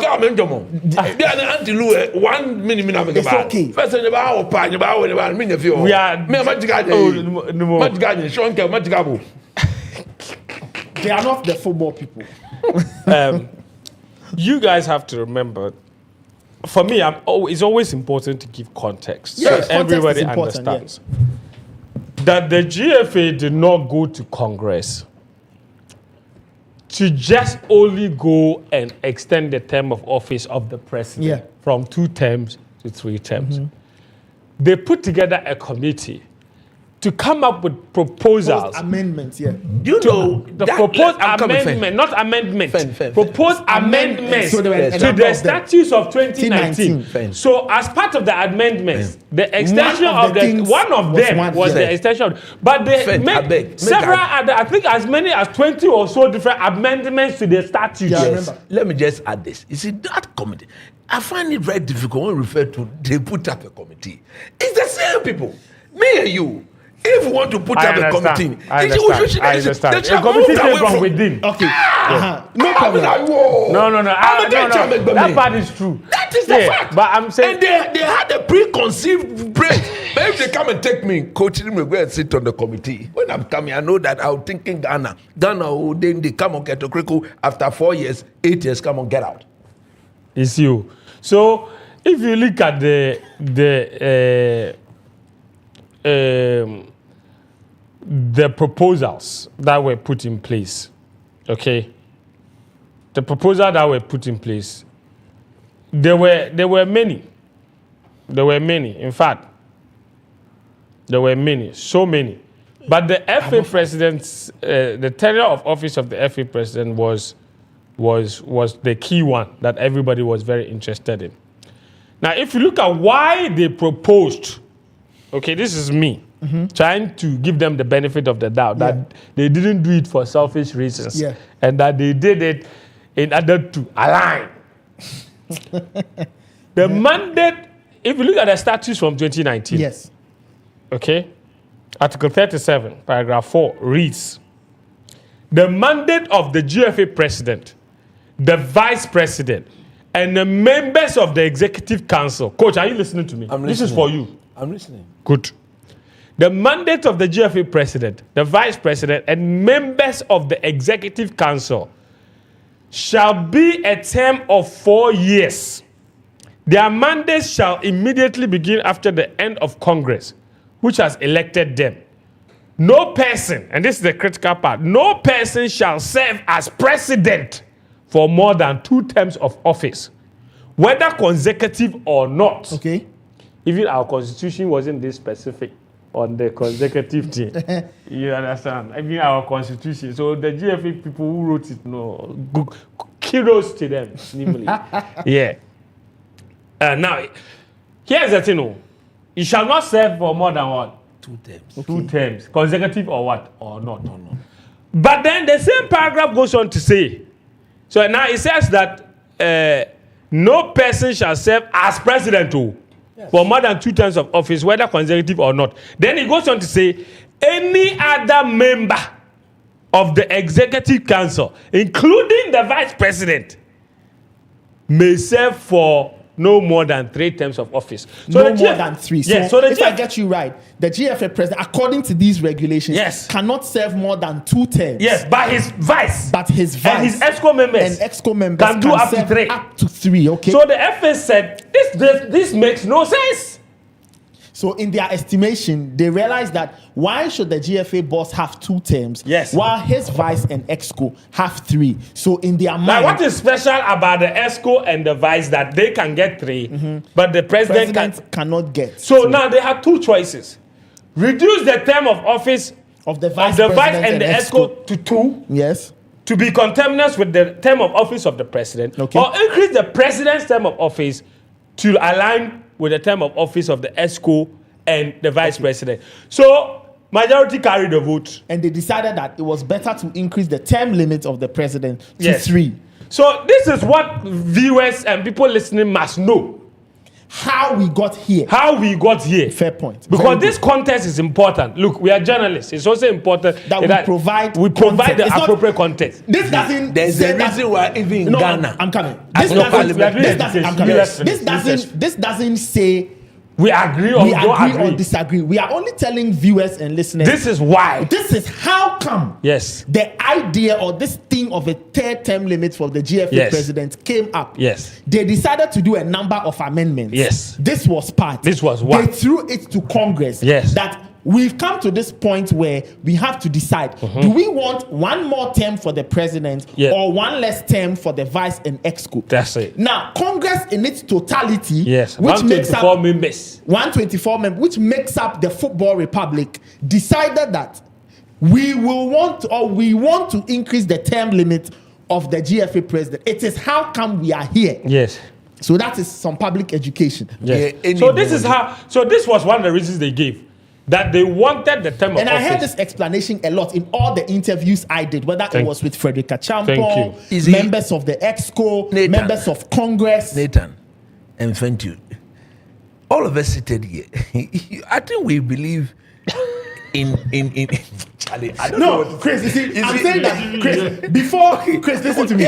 Chris, listen, yes, before we get into the things we believe in. No, but you see, Chris, our beliefs and opinions don't matter in this sense. I understand. It don't matter Chris, after the fact. Chris, you see, So we are now establishing the fact. Chris, So you see, see that the fact is the point, now coming. Now you're coming with your opinion. you see, it is important because, Chris, if we don't, you see, people, I always tell people. Yeah. No. People come and say we are pushing an agenda. There's a certain theory I believe in. This is how I live my life. Before you disagree with anything, first understand. Yes. When you understand, it then even makes your argument Even stronger. stronger. You see, that's what I'm saying. That So this is where we are. where we Chris, are, where we you came finish from, and is then where we'll take we a are. break. And for me, if you put Archie, everybody knows the role of Archie, how instrumental is it with Randy Abbey and all those people, Dr. Randy Abbey, and all those people, and form a committee. You see, prior to the committee bringing out we all knew where the outcome would go. Yeah, we knew. We said that this is why you are doing this. They didn't prove otherwise. They didn't show us anything different. Now, when you ask them, he may not, he may. I am saying that if he couldn't do it in 8 years, You don't think he he can? shouldn't use an added 4 years to waste our time. Because it will be further retrogression. Okay. Down. Chris. This man, I said where we were formerly. Yes. You remember during the election, he came there. You were all there. Yeah, we came for an interview. I sat closer to him. After he said all the good things that he had to say, Sean, when he said, gave all his manifesto. Today I sit here vindicated. He was seated right by me. I told him, no, you are on your feet. It's not possible. Then he looked up. I said, oh, yes. When I started doing football, you were not doing football. I started doing football when I was in JHS. I have done coach football for over 25 years. Over. But ask the Asamajan man, what is the name? Samir. He knows me. I told Ketokreku in the studios of a radio station that all the things you've written in your manifesto, if you achieve 10% of it, God, I will champion your continuously. Next edition, when I come, I'll bring his manifesto here. I have the copy. No more man can they feature, one by one. I'll bring it here. Sean, that day you join me here so that you read. So that nobody will say Coach Nimle is being dead. You read for viewers to hear and listen. So when you read, has he done it? If you're a stick, if no cross, you will see cross. Cancellations on a book more than one. One qualify. You always about a jolly. No more. Not everybody get a chance to be the FA president of Ghana. That's true. God has been tremendously faithful to Keto Kreko and his family. I love him so much. But I believe that in life, once you are given the opportunity to do what you can do, and when you do, we'll see. I don't think he can do more than he has already done. I don't think he's done anything. The only thing I credit him for which I give him 2%, is our women's football. And even that one, I can debate them and know why it is going the way it is going. We can have that argument. Mm-hmm. Why wouldn't they do the same to football? They spoke about turning our football into an autonomous football thing. Yeah, the league. Why have they run away from clubs. that? Togbe and his people. If I tell you the story of the Togbe Fede. I remember they said they should bring commitment. They said they should bring commitment fee. They are not paying the money. It's only one person. It's only one club, I'm told. Yes, it's they're not paying the money. Who paid? This one, the GFA should pay. I think. But do you know why? 100,000 CDs. Yes. You know why they will not pay? Somebody has gone back to influence. Come on, don't pay the money. Let's stick to what we are doing. No more. You know now. You see, there are certain things you will not say. But you know me, I'll say it. Come to America. Come to America. Go look at the football people took to America. Tatali, Ajachi, Ashi. No one will break. This is still the Jupay Podcast.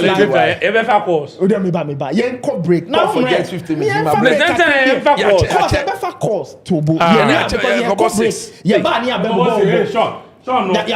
World Cup. So sharp.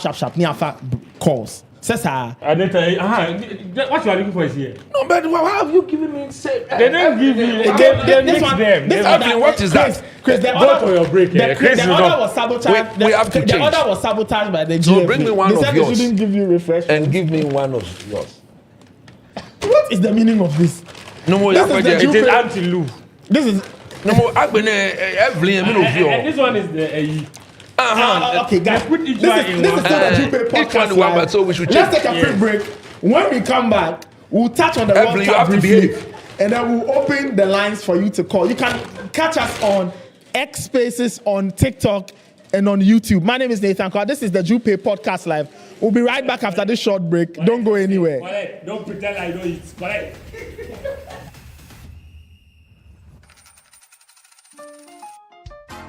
Send money home with no headaches, with smiles on the faces of loved ones. It's convenient, fast and easy. Try me Jupay. Jupay has the best rates on market. We help you make the most of your money. Meet a need, send via Jupay. Try me Jupay.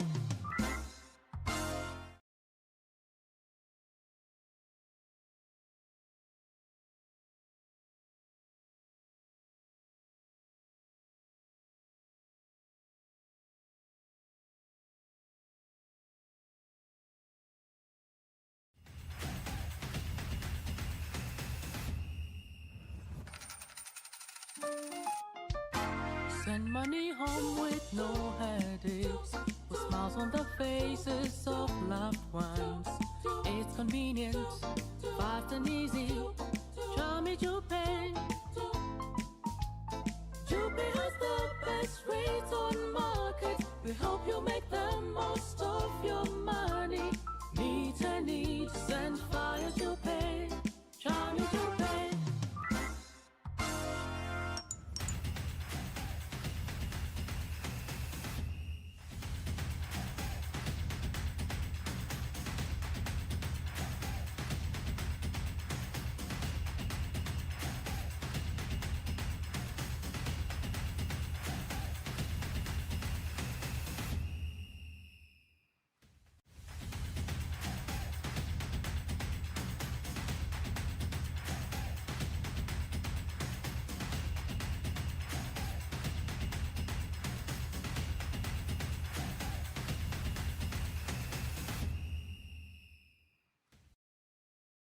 This is still the Jupay Podcast Live. My name is Nathan Crow. I'm here with Fento Tahiru Fento and Christopher Nimley. Shout outs to Auntie Lou for giving us refreshment. You could see the guys misconducting themselves on the feed, fighting over. No, we're distributing it properly. Evelyn has made a mistake. She put one type in one. And then they put package. another type. Anyway, whatever it is, this lovely stuff is from Auntie Lou. So if, for example, you are driving around and you go to a JP filling station, right? You can find Auntie Lou there, so you can grab some refreshment, grab some snacks and all. You can also find Kanzo Republic. Maybe you want some, jollof, wache and stuff to eat. Enjoy that at Kanzo Republic and also at Sub House. All of that you find, at a JP filling station. That's where you also find Auntie Lou, all right? You can send in your comments on WhatsApp, on TikTok, on X Spaces. I would love to hear from you. We'll be opening the phone lines in a bit though. But before that though, guys, quick thoughts on the last 8 of the World Cup. We now know the identities of the last 4 teams. England and Argentina on one side. Not so. France and Spain on the other side. Chris, just quick thoughts on the quarterfinals, on some of the things we saw in terms of the games. Also, quick. Yeah, quick is look. I think the last 4.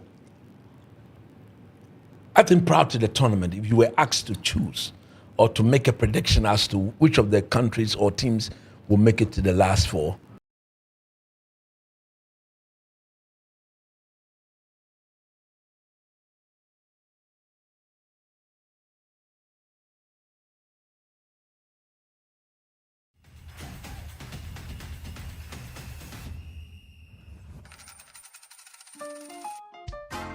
Send money home with no headaches, with smiles on the faces of loved ones. It's convenient, fast and easy. Try me Jupay.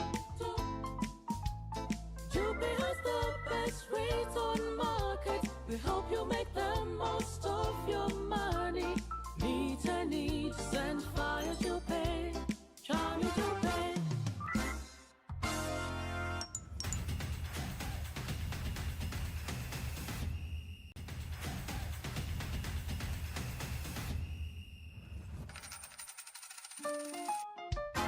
Send money home with no headaches, with smiles on the faces of loved ones.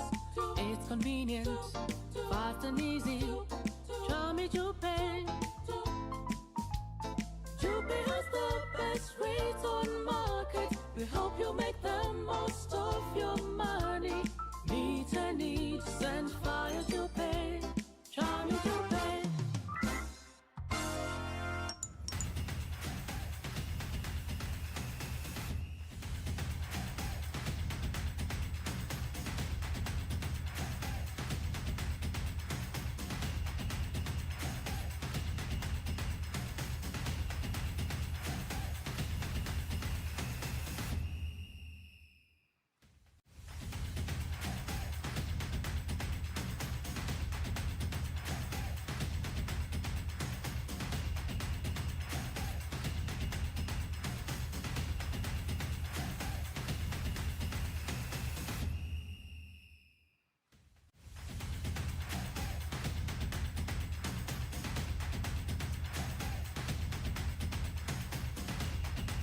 That's a crack that I mean.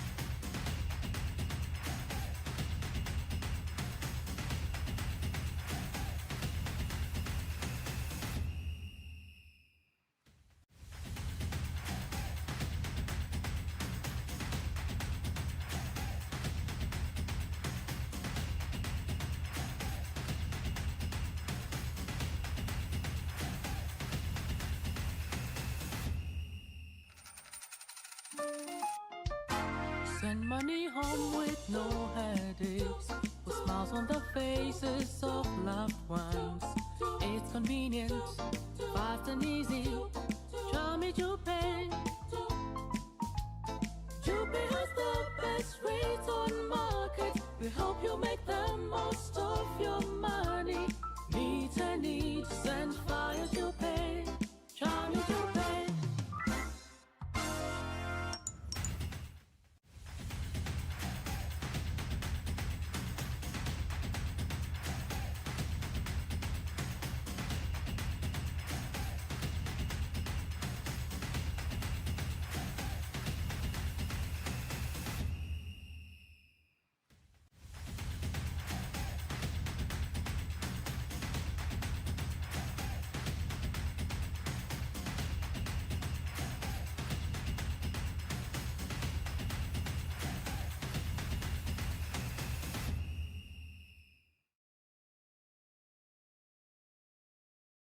Live. My name is Nathan Kwan. Apologies, we had a bit of a technical challenge, so we are back and we are rolling once again. Chris, you are on the floor. Yes. You were giving me your thoughts of the quarterfinals. Yes. So I was saying that if you, prior to the tournament, if you were asked as to give a prediction of who the last four will be, clearly, I'm not sure you would have bypassed Spain. These four. I'm not sure you would have bypassed France.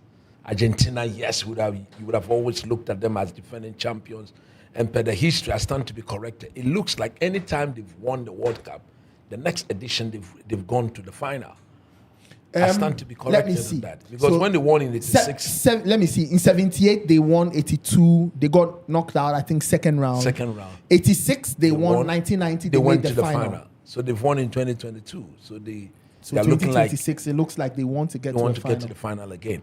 And then for the Three Lions of England, if you look at how well they've performed in the last 3-4 major tournaments. So let me see. When Southgate took over, he took them to a semi-final. 2018. Then they made the Euro final. Then they got knocked out in the quarter-final. Lost to France. Then they made the Euro final again. And then they are in the semi-final. So it's clear that there is a clear pathway of them. Same with England. Let me get your thoughts quickly on this. A lot of people think that let me ask you this. If England gets beaten in the semi-final, how should they view it? How should Thomas Tuchel view it? Should he view it as success because he picked a team people didn't think was good enough? People had problems with his team selection. Does it warrant him an extended stay? Or the critics should say, but Southgate even took us to a semi-final, so if you bring us here, it's nothing new. I think they shouldn't compare him to Southgate. Okay. Because he's brought in some very young players into the team. Southgate did that right. But he's also integrated some unknown players. He's given them a solid future built on what Southgate did. Southgate would have stuck to the likes of Harry Maguire, would have stuck to some usual faces. I don't blame him for not taking Phil Foden. I don't blame him for not taking Cole Palmer. Their form in the past season were not what we were expecting. I blame him for taking Noni Madueke. They were not. But you see, Noni Madueke has not lived up. Okay, he's not lived up to the bit or to why Thomas Tuchel took him. I understand. But the fact is, holistically, I don't think that Thomas Tuchel's selection of 26 players can be critically said that was a bad team. It was indeed a good team. My only worry with him, my stand on going to a tournament with injury players. Yeah, of course. I hate that. I don't see why you should do that when there are others who could have equally gone and do a job. Mm-hmm. Look, it is not easy getting to the semi-finals of the World Cup. I think any team, no matter your pedigree, where is the most successful team of the tournament? Brazil, they're out. They're out. Right? They're out. They didn't make the semi-finals. So if England, who last time they won the cup was 60 years ago. Yeah, 60 years ago. 60 years ago. And yes, Southgate didn't take you to the World Cup final. He took you to the Euros final. And he made it 2 Euro finals. Yeah, 2 Euro finals. Back to back. And then one quarterfinals and one one semi-finals of the World Cup. Yeah, one semi-final, one quarterfinals. They made the semi-final in 2018.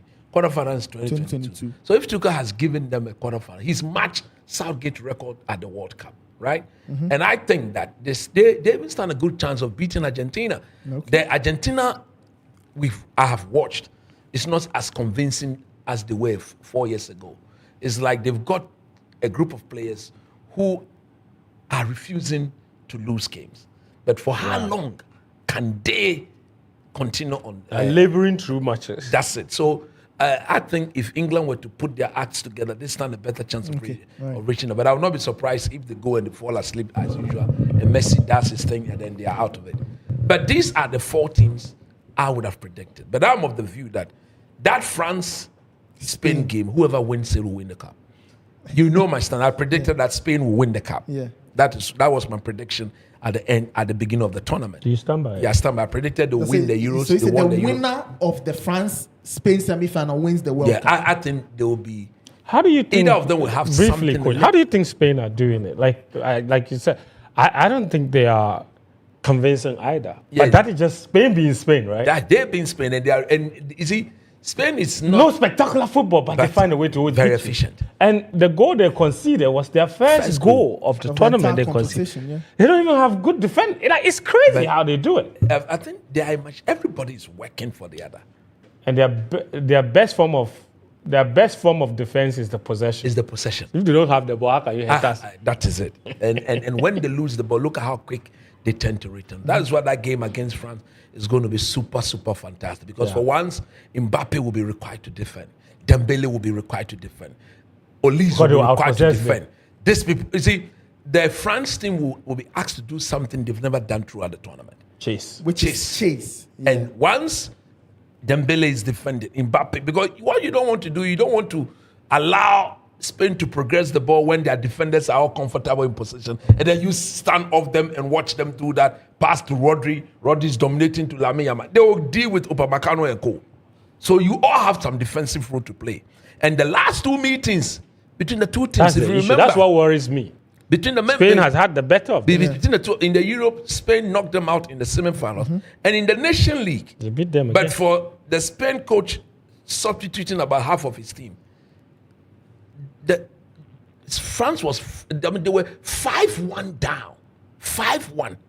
They considered raw 3 straight. Yeah, it was Then they bad. score. It was very then bad. they consider pop again, 5-1, and then De La Fonte substituted about 5 to 6 of the boys, and then that gave France the opportunity to come back and then made it 5-4. 5-4. So they themselves know. I'm sure if you were to ask Didier Deschamps, he would have told you that he would have preferred meeting Spain in the final than in the semi-final. I believe whoever wins that will win the tournament. Fent, your thoughts? Sack Tuchel if he doesn't win the World Cup. Okay. There's no other way of putting it. What would he have done that Southgate hasn't done? Southgate made back-to-back finals In the Euros, in the Euros, made the semi-finals of the World Cup He's and equal another that. quarter-final. He's What they surpassed want from a new coach, from a different come. coach, is win. do they have the Not players match to do it? Southgate. If they wanted somebody to match Southgate's record, then they will keep Southgate. Because the record is his own. Why do you want somebody to come and match the record? Okay. You don't need someone to come and match Southgate's record. So they you should need someone sack to him. come and better the record. No, what I'm saying that he's No, I'm not matching. talking about you. I'm You talking understand? about So- making my own point. I You have understand. made your thing, so it's okay. But I'm saying, if Tuchel doesn't reach the final, Fine. fire him is what I'm saying. know he's because my man, right? reaching the semi, getting kicked out of the semi-finals of the World Cup is not an achievement. I hope you know his nickname. Yeah. Are you listening? Yeah. You know It's not, Thomas Tuchel's it's not nickname. something that England hasn't achieved recently. Do you know his nickname? No. I Thomas can tell Tuchel, I wouldn't say it. He's called So, Toto Alote. no, Toto he won the Alote. Champions League for Chelsea. I won't allow you to disrespect him. He's called Toto Alote. But the point I'm making is that for me, Yeah. and the reason, the more reason I would even ask that they sack him is because is because he hasn't even played well. But has he not brought England to the semis? who has But played that's well? what I'm saying. What are we saying? We've got We issues are with saying Argentina. that, yes, We've we got are- issues with No, Spain. yes. We've got Okay, issues Fent, with... let me ask you this. No, Nathan, we are saying that he's reached the semi-final. You ask the question. If he doesn't make it past this stage, what should they consider the tournament? I'm answering that question, and you want to ask another question. He should be fired. Thank you. I'm answering that question. I said they should consider the tournament a failure if he doesn't go past this stage. They should sack Do you him. have another question? That was your question. Okay. If they don't So go if past they the don't go- semi-final, so- and I'm saying if so they are don't you go saying past the that- semi-final, so are you saying he would that- not have done anything that hasn't been done in recent history. So should he get England to a final? Does it grant him reprieve? It might. If that would have been a place where England hasn't been in 60 years. Now that buys you some grace. To Right? get England to a World Cup final. Yes, for the first time in 60 years, that buys you some grace. Yeah. But if you are to answer your question, if you get knocked out in the semi-final stage, brother, One permanent. One year. Okay. Because Southgate reached there playing better football. You reach there with around football, then you get knocked out. Daddy Kramer football. Daddy Kramer. We should keep you. No, but what was Look at the second half against Norway yesterday. It was not convincing at all. They didn't have a single shot on target. I can't They believe were these lucky- guys. they I were can't lucky believe these that guys goal- were the ones criticizing Ghana. They were lucky that goal was ruled out. They didn't have a single shot on target. That one crowd on FIFA crowd. They said they are. Yeah, man, that coach should have been Everybody disallowed. can see. The first ball. Down the goalkeeper hit the ball. Yes, He touched there. everybody can see. So camera. what our eyes can see, you are saying technology can verify, so we are lying. One of the stupid rubbish statements I've They ever said heard. everybody's lying. No. They said the sensor on the ball It showed no peak. it didn't No, show but you. we But they saw said the trajectory of the ball being but changed. no way players could what? See the trajectory. They could see. They what? They saw. Thank you. Even coach watching replay, I saw it clear. it touched the wire.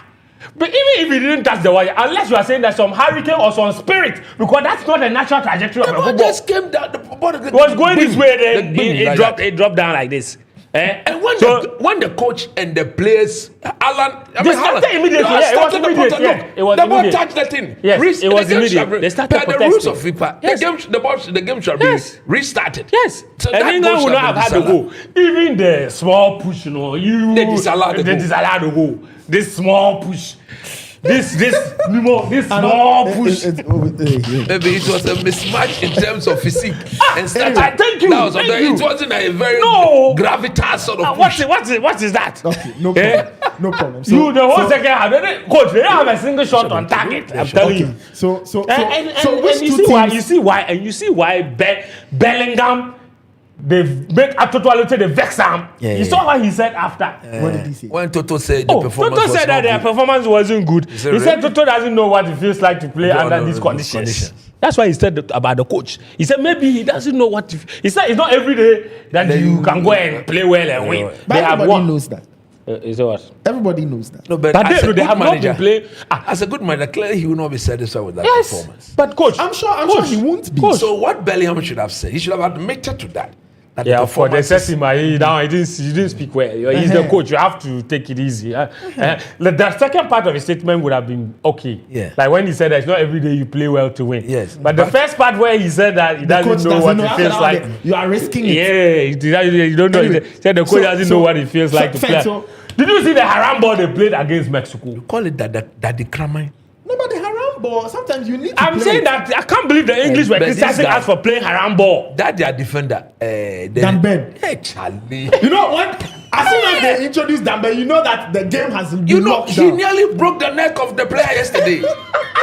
Charlie! The ball was in the air. The guy jumped from here. Anyway, guys, so which two teams do you think are making the final? Well, as far as I know, for me, I think that France might just get one over Spain this time around. Okay. So we'll see what France versus. I think, you know what? I think England. France versus England. I think Argentina have ridden too much luck. You It has think- to run out at some I point. think it will run out at a point. Yes, Let's see. that's just me. Okay, Chris. Yeah, I think Argentina has not been convincing.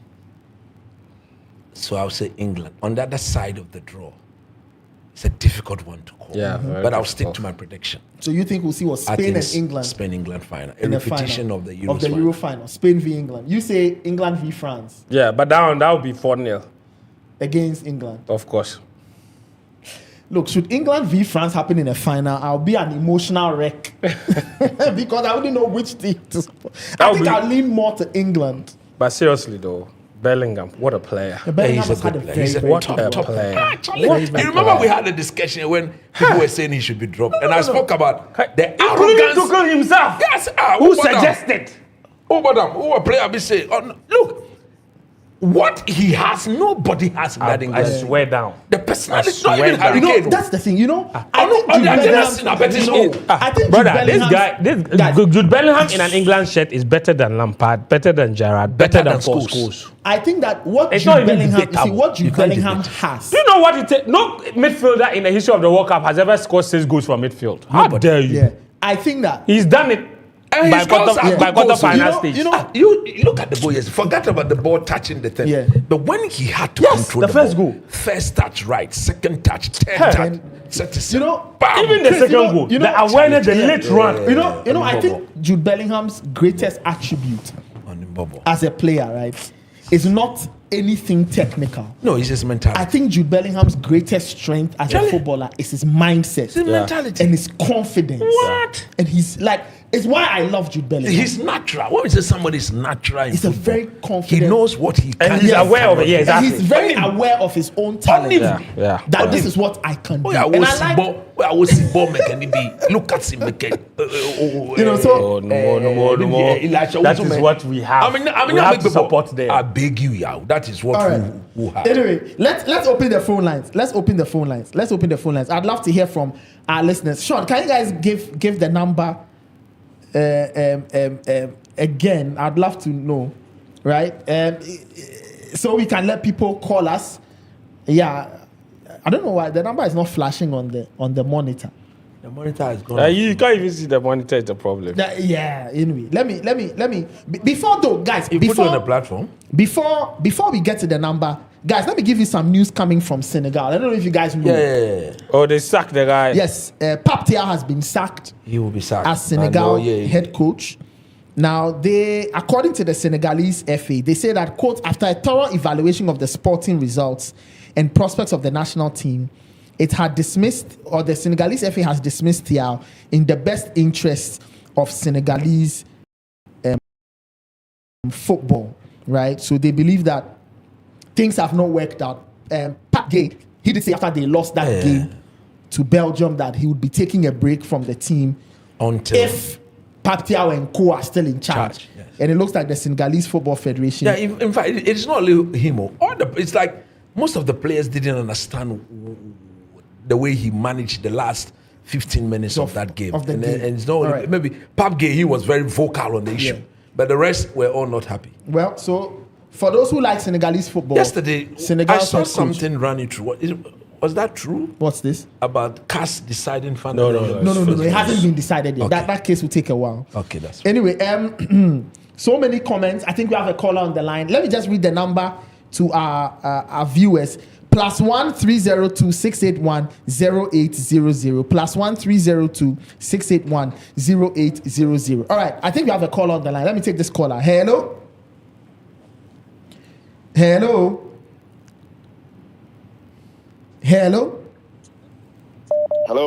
Yes. What's your name and where are you calling from, please? Good evening. This is calling from Brighton and Hove. This is no man from Brighton. Isaac. Isaac calling us from Brighton and Hove. All right. No boss more. Yes, sir. Please go ahead. Faithful, Charlie, how are you doing? It's a pleasure to hear you guys. It's a pleasure. Oh, quite well. I followed you guys for a very long time. You did from City, and it's been a long journey following you guys. Indeed, and I do appreciate your thoughts and the things you bring. For Coach there, all the way from Happy FM. So it's been a long while. It's been a long time. It's been a long time. I've heard all you said throughout the podcast, and I do believe. So it was just about 3 days ago, talking to my wife about how I believe that Ghana, if we put our acts together, there will be only few countries that can beat us in the World Cup. I'm telling you for sure. See, we can even go as far as winning that tournament if we put our acts together, because we have natural talent and raw talent that needs to be explored and nurtured. And I do believe that the government has a very important role to play, like you said. I drafted a document. I'll send it to Coach after we are done, where I believe that if the government is able to at least facelift the Winneba Sports College, all right, and be able to at least go around the country with coaches and former players to identify at least 100 core talents from U12, U14, and U16. Camp them there, build a temperature-regulated training facility where these players can play under every temperature. Have good coaches, have psychologists, have nutritionists, have performance analysts, a proper structured system, devoid of the FA interference. You understand? And make sure that these children are given the best of training, given the best of competitions. I'm telling you, in the next 5 to 10 years, if we don't win the World Cup, we'll go to the semi-final of the World Cup. If we're able to do it on a 17 level, do it under 20. How can't we do it in the FIFA World Cup as well? Because Messi and them won the under 20 as well, didn't they? Today they are playing in the finals of the World Cup. All right, they aren't better than us. We have the physique, we have the strength, we have technical abilities, we have good players. However, today we are calling what like Coach is saying. You are calling it even saddens me when I see players like that in midfield. Like, you can't even control them. Like, is this Ghana? It's sad. When we watch the live Kodo somewhere, we watch the lives of Steve Napier. I remember when we played against, Czech Republic. That ball was a Majan alone. At the ball and on in time, That could be fair. Tell me. You can't even see that. Listen, look at SCN, Boston midfield, Muntari. Now we don't have even. That's what we used to boast of as Ghanaians. That at least if for nothing at all, we have midfielders. Today, we have any midfielder that can even transition football, run and transition the ball.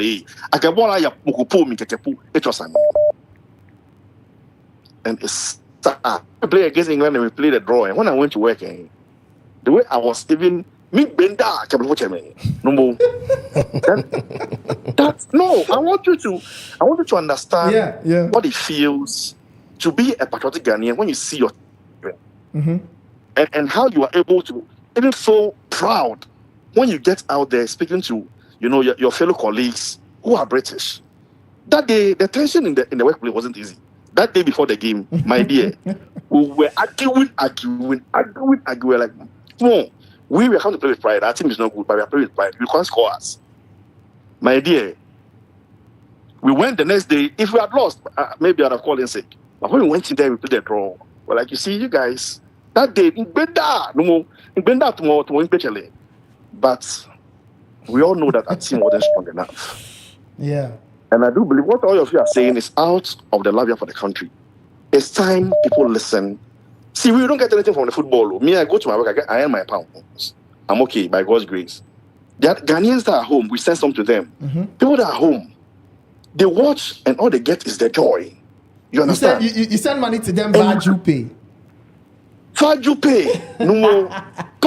Can you tell me? Thank you. That's all we all want. Yeah. And we are expecting that the DFA over a long period of time. It's like we are not growing. See, if you look at what Ghana have done in African football, if Ghana and Minijan and Informer can boycott the World Cup and let African teams boycott the World Cup, it should tell you the kind of importance Ghana has. We are rather blitzing ourselves. If Ghana is Ghana, who's Morocco? If Ghana is Ghana, who is Egypt? If Ghana is Ghana, who is Senegal? It's not as if we are over-talking ourselves, but that is where our standard is. That is our standard. Ghana should be playing in semi-finals. Ghana should be playing in top football competitions. However, it's all down to the grassroots. No.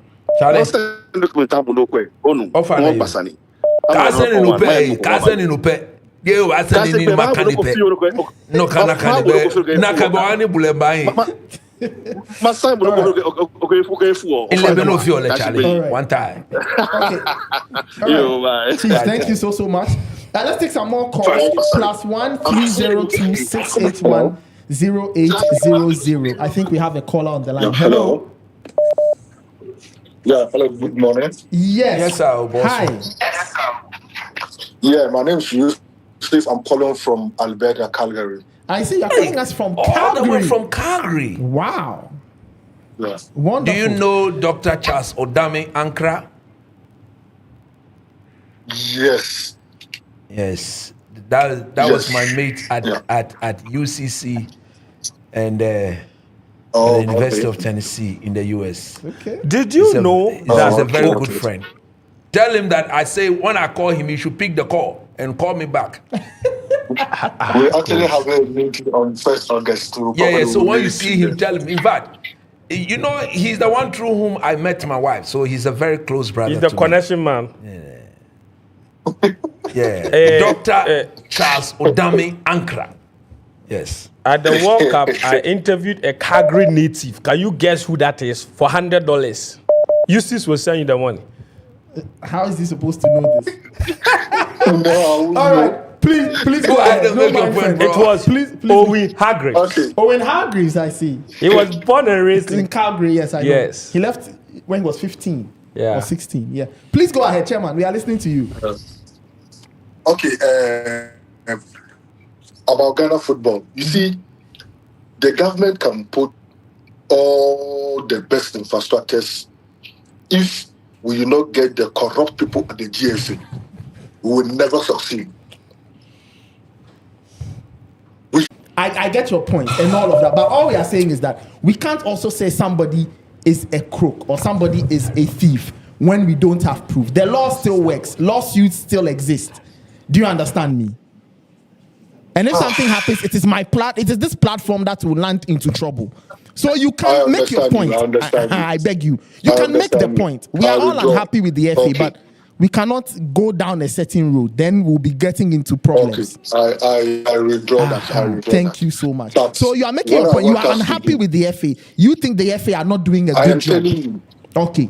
Because doing a good job. Look at what Coach Navelli keep on saying for the past 3 years. There is nothing. Now we don't have anything in Ghana footballers. We don't have a pattern.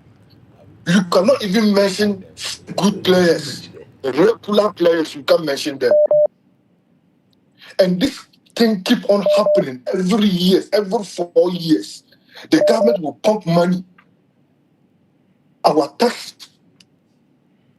I mean, it's. I just don't understand what is happening to Ghana football. Seriously, we are just begging the government. He should just close his eyes, sack them from there. We don't care. If the FIFA will ban us 10 years, we don't care.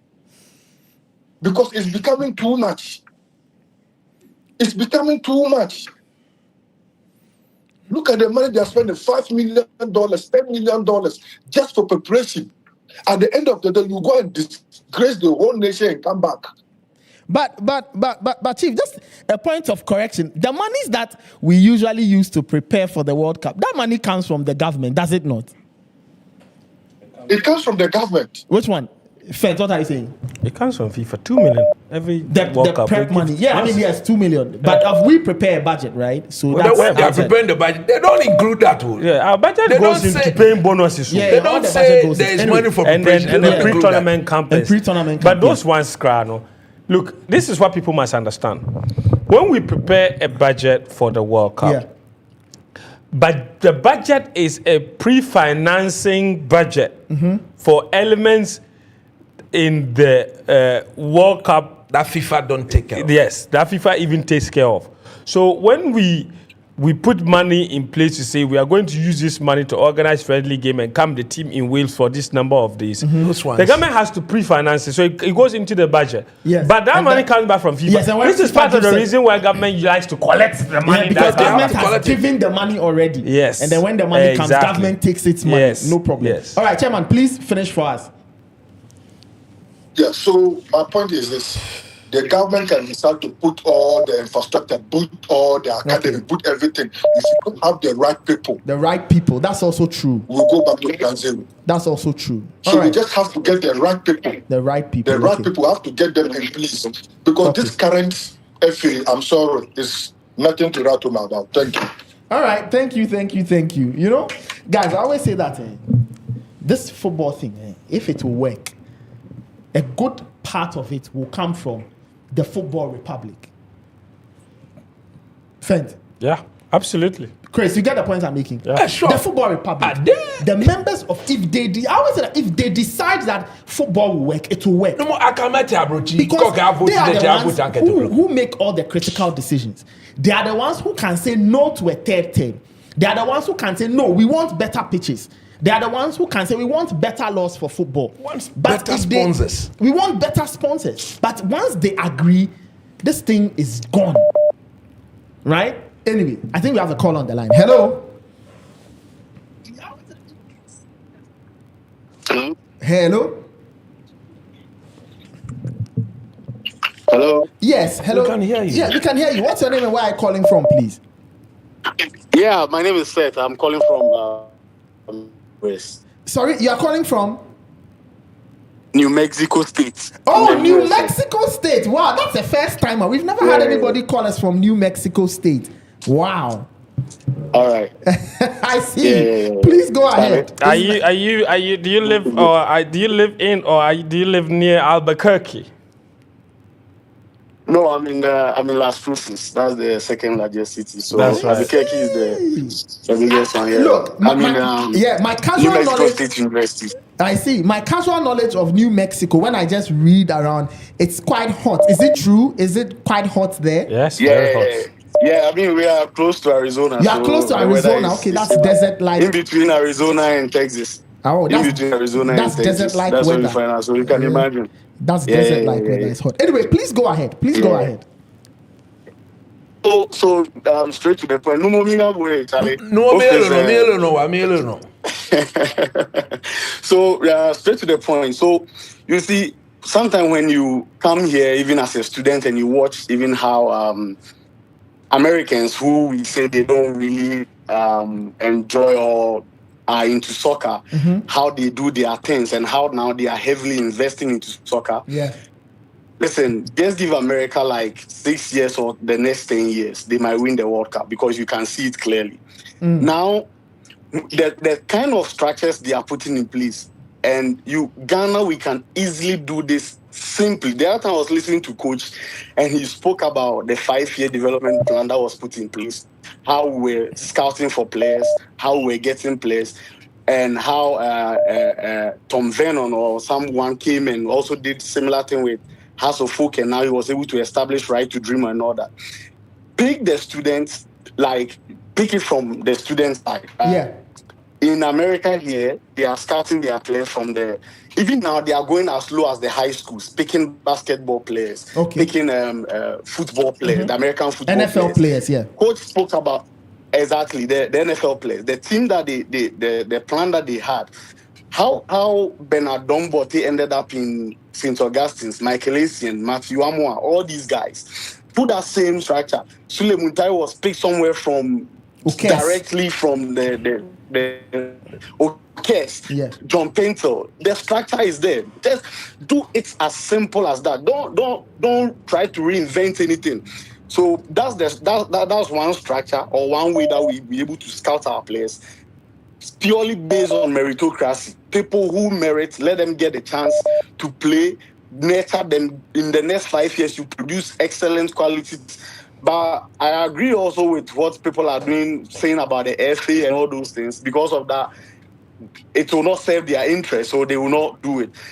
One way to face that, if the government or the sports minister is able to put the ministry is able to put their leg down and say that this is how we want our football, our sports to be. This is where we want to recruit from. We want to recruit from even JHS. If you are in JHS, you are interested in sport. This is the path or the pathway that you are able to choose.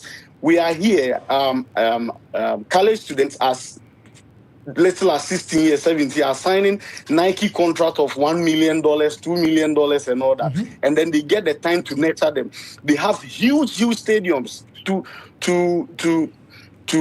allow these kids to just come and play, try. So it pains you a lot when you see the talent that you have in Ghana and how, because of mismanagement, we cannot put things together.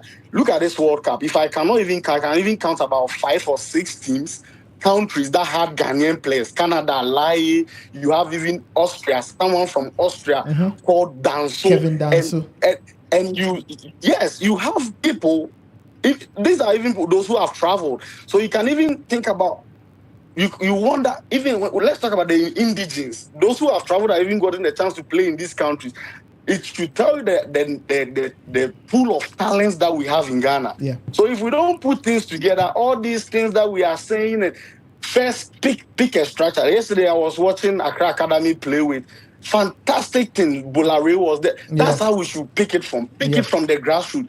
Put things together. If it's an academy system, we already have a boarding school system in Ghana. So if you don't even need to go and build any new thing. You have a boarding school system in Ghana. When the kids are in there, like we're playing in Tako and those, select them. When it's time for break, they meet at Winneba or Pram Pram or wherever. That is how you'll be able to get it. Else, and also this will be able to reduce unemployment by far. Imagine some of these students will go into team management, some will go into coaching, some will go into referee, some will go into other things. When you go to other sports, table tennis, some will go in. I was in Federal Secondary School. One of my mates, now she went to play table tennis for immigration. Now she's working there happily. If not for sports, you will never get the chance or have nothing to do with immigration. So you see, so these are the things. If Coach and the rest of you people are well traveled, and you've been saying this, but if there is no government willpower, it will not work. It starts with the government. You say that the people are bad and the people are not doing this. if there is no willpower from the government can't do anything. The only thing government cannot do is to change a man to a woman. The rest they can do if they put their leg down and say that this is how we want our sports to be. Yeah, They will be able yeah, to do yeah, it. yeah. So thank you very much, and greetings from New Mexico. All Thank right. you so much. Thank you. Adios. Thank you so much for calling us from New Mexico. Let's take two more calls. Las Two more Cruces. calls. Las Cruces, no? No, so that's where he calls from. Okay. Las Cruces, New Mexico. Las Cruces, New Mexico. I see. Let me take this caller. Hello. Hello? Yes. Lisa. Yes, sir. All right. That means someone. Okay. What's your name and where are you calling from, please? Nana B, Ghana here, no. Oh, I see. Which part of Ghana are you calling us from, Nana B? Oh, you're freshly desalted gato. Hey. I see. Nana, please go ahead. See, I have some stones. I have some stones with Coach. Yeah, I do. And He said he has what? I want one of them. You said you have what? I have some stones with Coach. You have stones with. Okay. Yeah. Sebo stone, Coach, you can take. Yeshewusu stone, Coach, you can take. Jordan stone, Coach, you can take.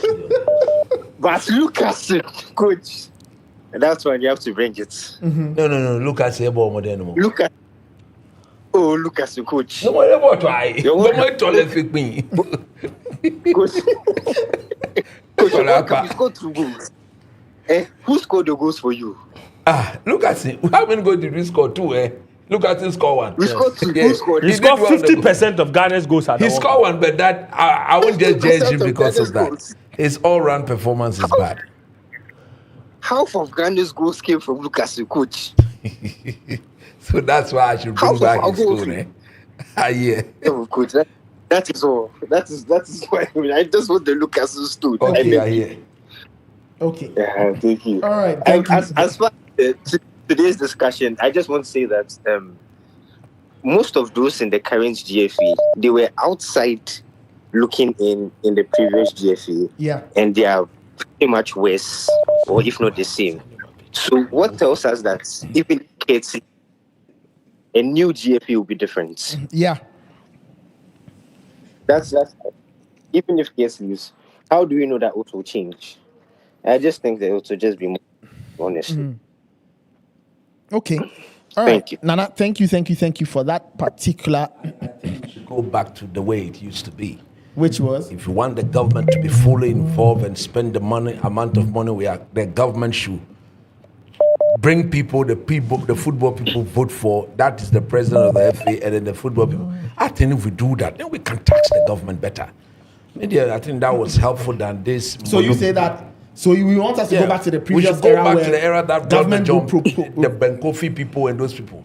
Government will propose 2-3 people. Vote for football it. people will also If you go to the north, Morocco and go, their FA president are government appointees. Well, If you go to Saudi and go, it's the it's government who put them appoint- there. Okay. Let's take this final call and then we'll wrap it up. Hello. Yes, hello. Yes. Hello. Yes, can you guys hear me? Yes, we can please, hear we you can very hear you. well. What's your name and where are you calling from, please? Also, my name is David. I'm calling from Dallas, Texas. Okay, Dallas, you're Dallas, calling us Texas. from Dallas, Dallas, Texas. Texas. Everything is big in Texas. In Dallas, Texas, they Texas. say. They're Of hosting. course, They're hosting one of everything the is big. semi-final matches. Everything is big. They're hosting France. Yeah, and it Texas is hosting France, And it- Spain, right? correct. Yeah, Dallas. And the tickets are very expensive, so we're gonna Whoa. watch it at home. Wow. Wow, that's a big that's one. tough.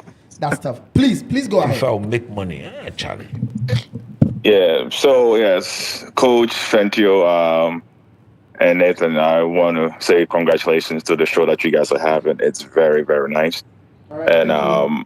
I watch football. I don't know football that much, but a few things I would like to say that I think would help our, future generations improve the sports that we also love. My parents brought me to America at a young age, right? So of course, you cannot say no. You just have to come and you just move and hit the process. But a few things that I would like to say that America has great sports that they like so much: basketball, American football, and baseball. Yeah. Right. And they recruit from the high school level, right? And so with a parent who does not have money to take their child to the university, they invest so much in the child in soccer, in football and those things, and then get scholarships to go to these schools, right? And one thing that you guys pointed out is being able to build dormitories in these senior high schools to recruit these players, because I believe so much that education has to go hand in hand with our football. Yes. Because if you have followed even the American sports, we see that a lot of these players have made a lot of money because of bad representations and stuff like that. They have squandered all of their money and they've gone back to square one. So education is key to be able to understand the contract they're signing, who is representing them, and all of that stuff. So if we're able to build it from that level, I remember I came to Ghana for the first time in, I believe, 2013. And I remember all the soccer pitches we used to play soccer on a daily basis are gone. They've built houses and they've done all these kind of things. All right. So you guys talked about, I think Fentio mentioned that having to play soccer every day. Even if we build these facilities and we take these kids to school, they come home on vacations, where do they play? Nowhere. Yeah. Right? Yeah. So we have to find every community, I would say, we have new communities coming up, people building communities. We should have a designated area where kids can go and play, go out and play. Yeah, zoning. Right. This is where the child develops, that 1-2 touch that, coach is talking about, kicking the ball. And then they get into a right institution to actually teach them the game of football, right? But most of us, getting the pass and doing all these things, you just learn it on the street, Once you get into the school system, that's when you learn formations, understand how to defend, understand how to attack, all these kind of things. But basic how to receive a ball and kick a ball, that is learned on the street, right? And as a nation, we have to designate a place where there's a field. Every community has a field where kids go to play, right? And not just, zone all these areas just for building and commercial purposes, right? So that is key, right? And once we're able to get these kids, right, and thanks to God and thanks to the, government, access now is free, I believe, right? So if it's free, then no child is left behind. Every talent has to be harnessed, right? Not everybody goes to school is going to make A's. Not everybody goes to school is going to make B's. You have to harness all the talent. People go to school for visual arts, catering, all these kind of things. How are we harnessing the football talent in these schools, right? We don't have to sit down there for, agencies and, big money like, all these football academies to be where you have to actually go and pay to participate, right? But we can harness these schools, right? And that's how it becomes very competitive, right? Where there's competition, we have, even better talents that way. So that is my 2 cents that I'd just like to share.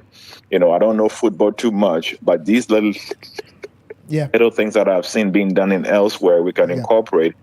Where right now it is what it is, but we can look into the future and make things better just so that our 12-year-old kids, 13-year-old kids, 10-year-old kids coming up can benefit from a system that, we put in place. All right. Exactly, bro. Thank you so much for calling us from it's a great way to end the show. Thank you so much for your call from Dallas, Texas. All right. Thank you so much. From Dallas, Texas. Guys, you know that in modern American history, Dallas, viewers and listeners, I have a bit of a hiccup. You know, Dallas, Texas is a very important city in modern American history. That was where Kennedy was shot. On 22nd November 1963, I think. So, yeah. Anyway, guys, thank you. Friends, thank you so much. It's nice to see you in the flesh. We'll discuss whether you brought us goodies or not away from the camera. Where's Sean? No, there's Sean. Didi. Monitor approach. Relax. We'll take it easy. No more did the cafe mistake. Okay, all right. Chris, can we sign out? Okay, we'll sign out. That means Agmani did the alley. Thank you very much. That was a pleasure. Anyway, thank you. Look at who should send what? Look at the one. I've shown you my picture. I should send you my picture. Anyway, thank you to all our listeners, all our viewers. If you watched us on YouTube, TikTok, and on X, thank you. If you listen, thank you. If you send comments, thank you so much. We appreciate that. Many thanks to the production team. Sorry, I'm hiccuping. Many thanks to the production team for their help, their assistance. They make all this magic possible.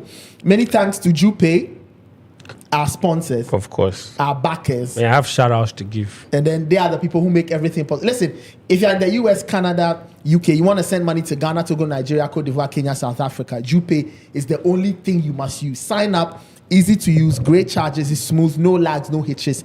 And the money goes straight to the recipient. They get value for their money. If you employ or you use any of the promo codes, Coach Nathan or Fento, you are getting a $5 discount off your first $100 transaction. Also, keep following or keep subscribing to the Jupay Money Transfer YouTube channel.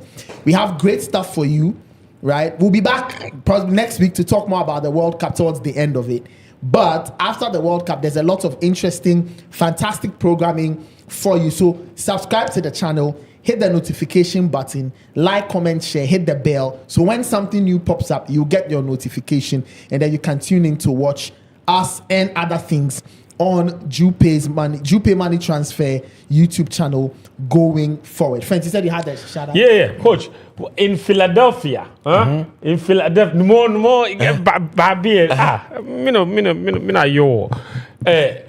Philadelphia. That's right. When we went to watch the game, we met a wonderful man. His name is Joe Milo. Joe Milo. Do you know what Joe Milo did? No, what did he do? La ilaha illallah. Joe Milo came in.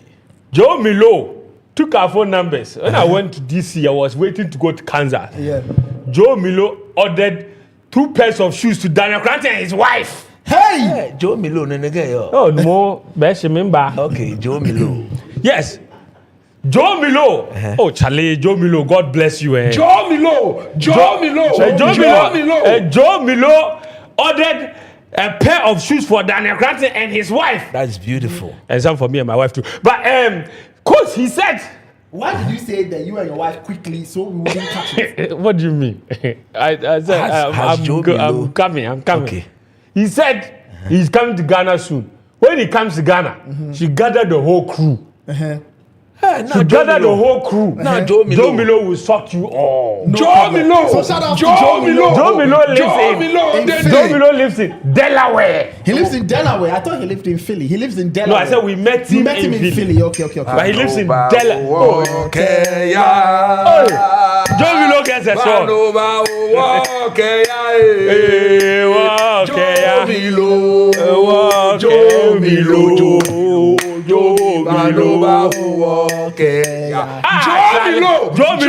We are waiting for you. We are waiting for you. Tell him we are waiting. Joe Milo of Delaware.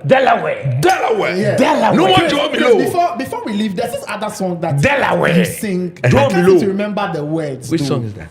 I can't seem to remember the words. The concluding tune says da da da da da da ba ye something. I don't know, but it's a song you usually sing.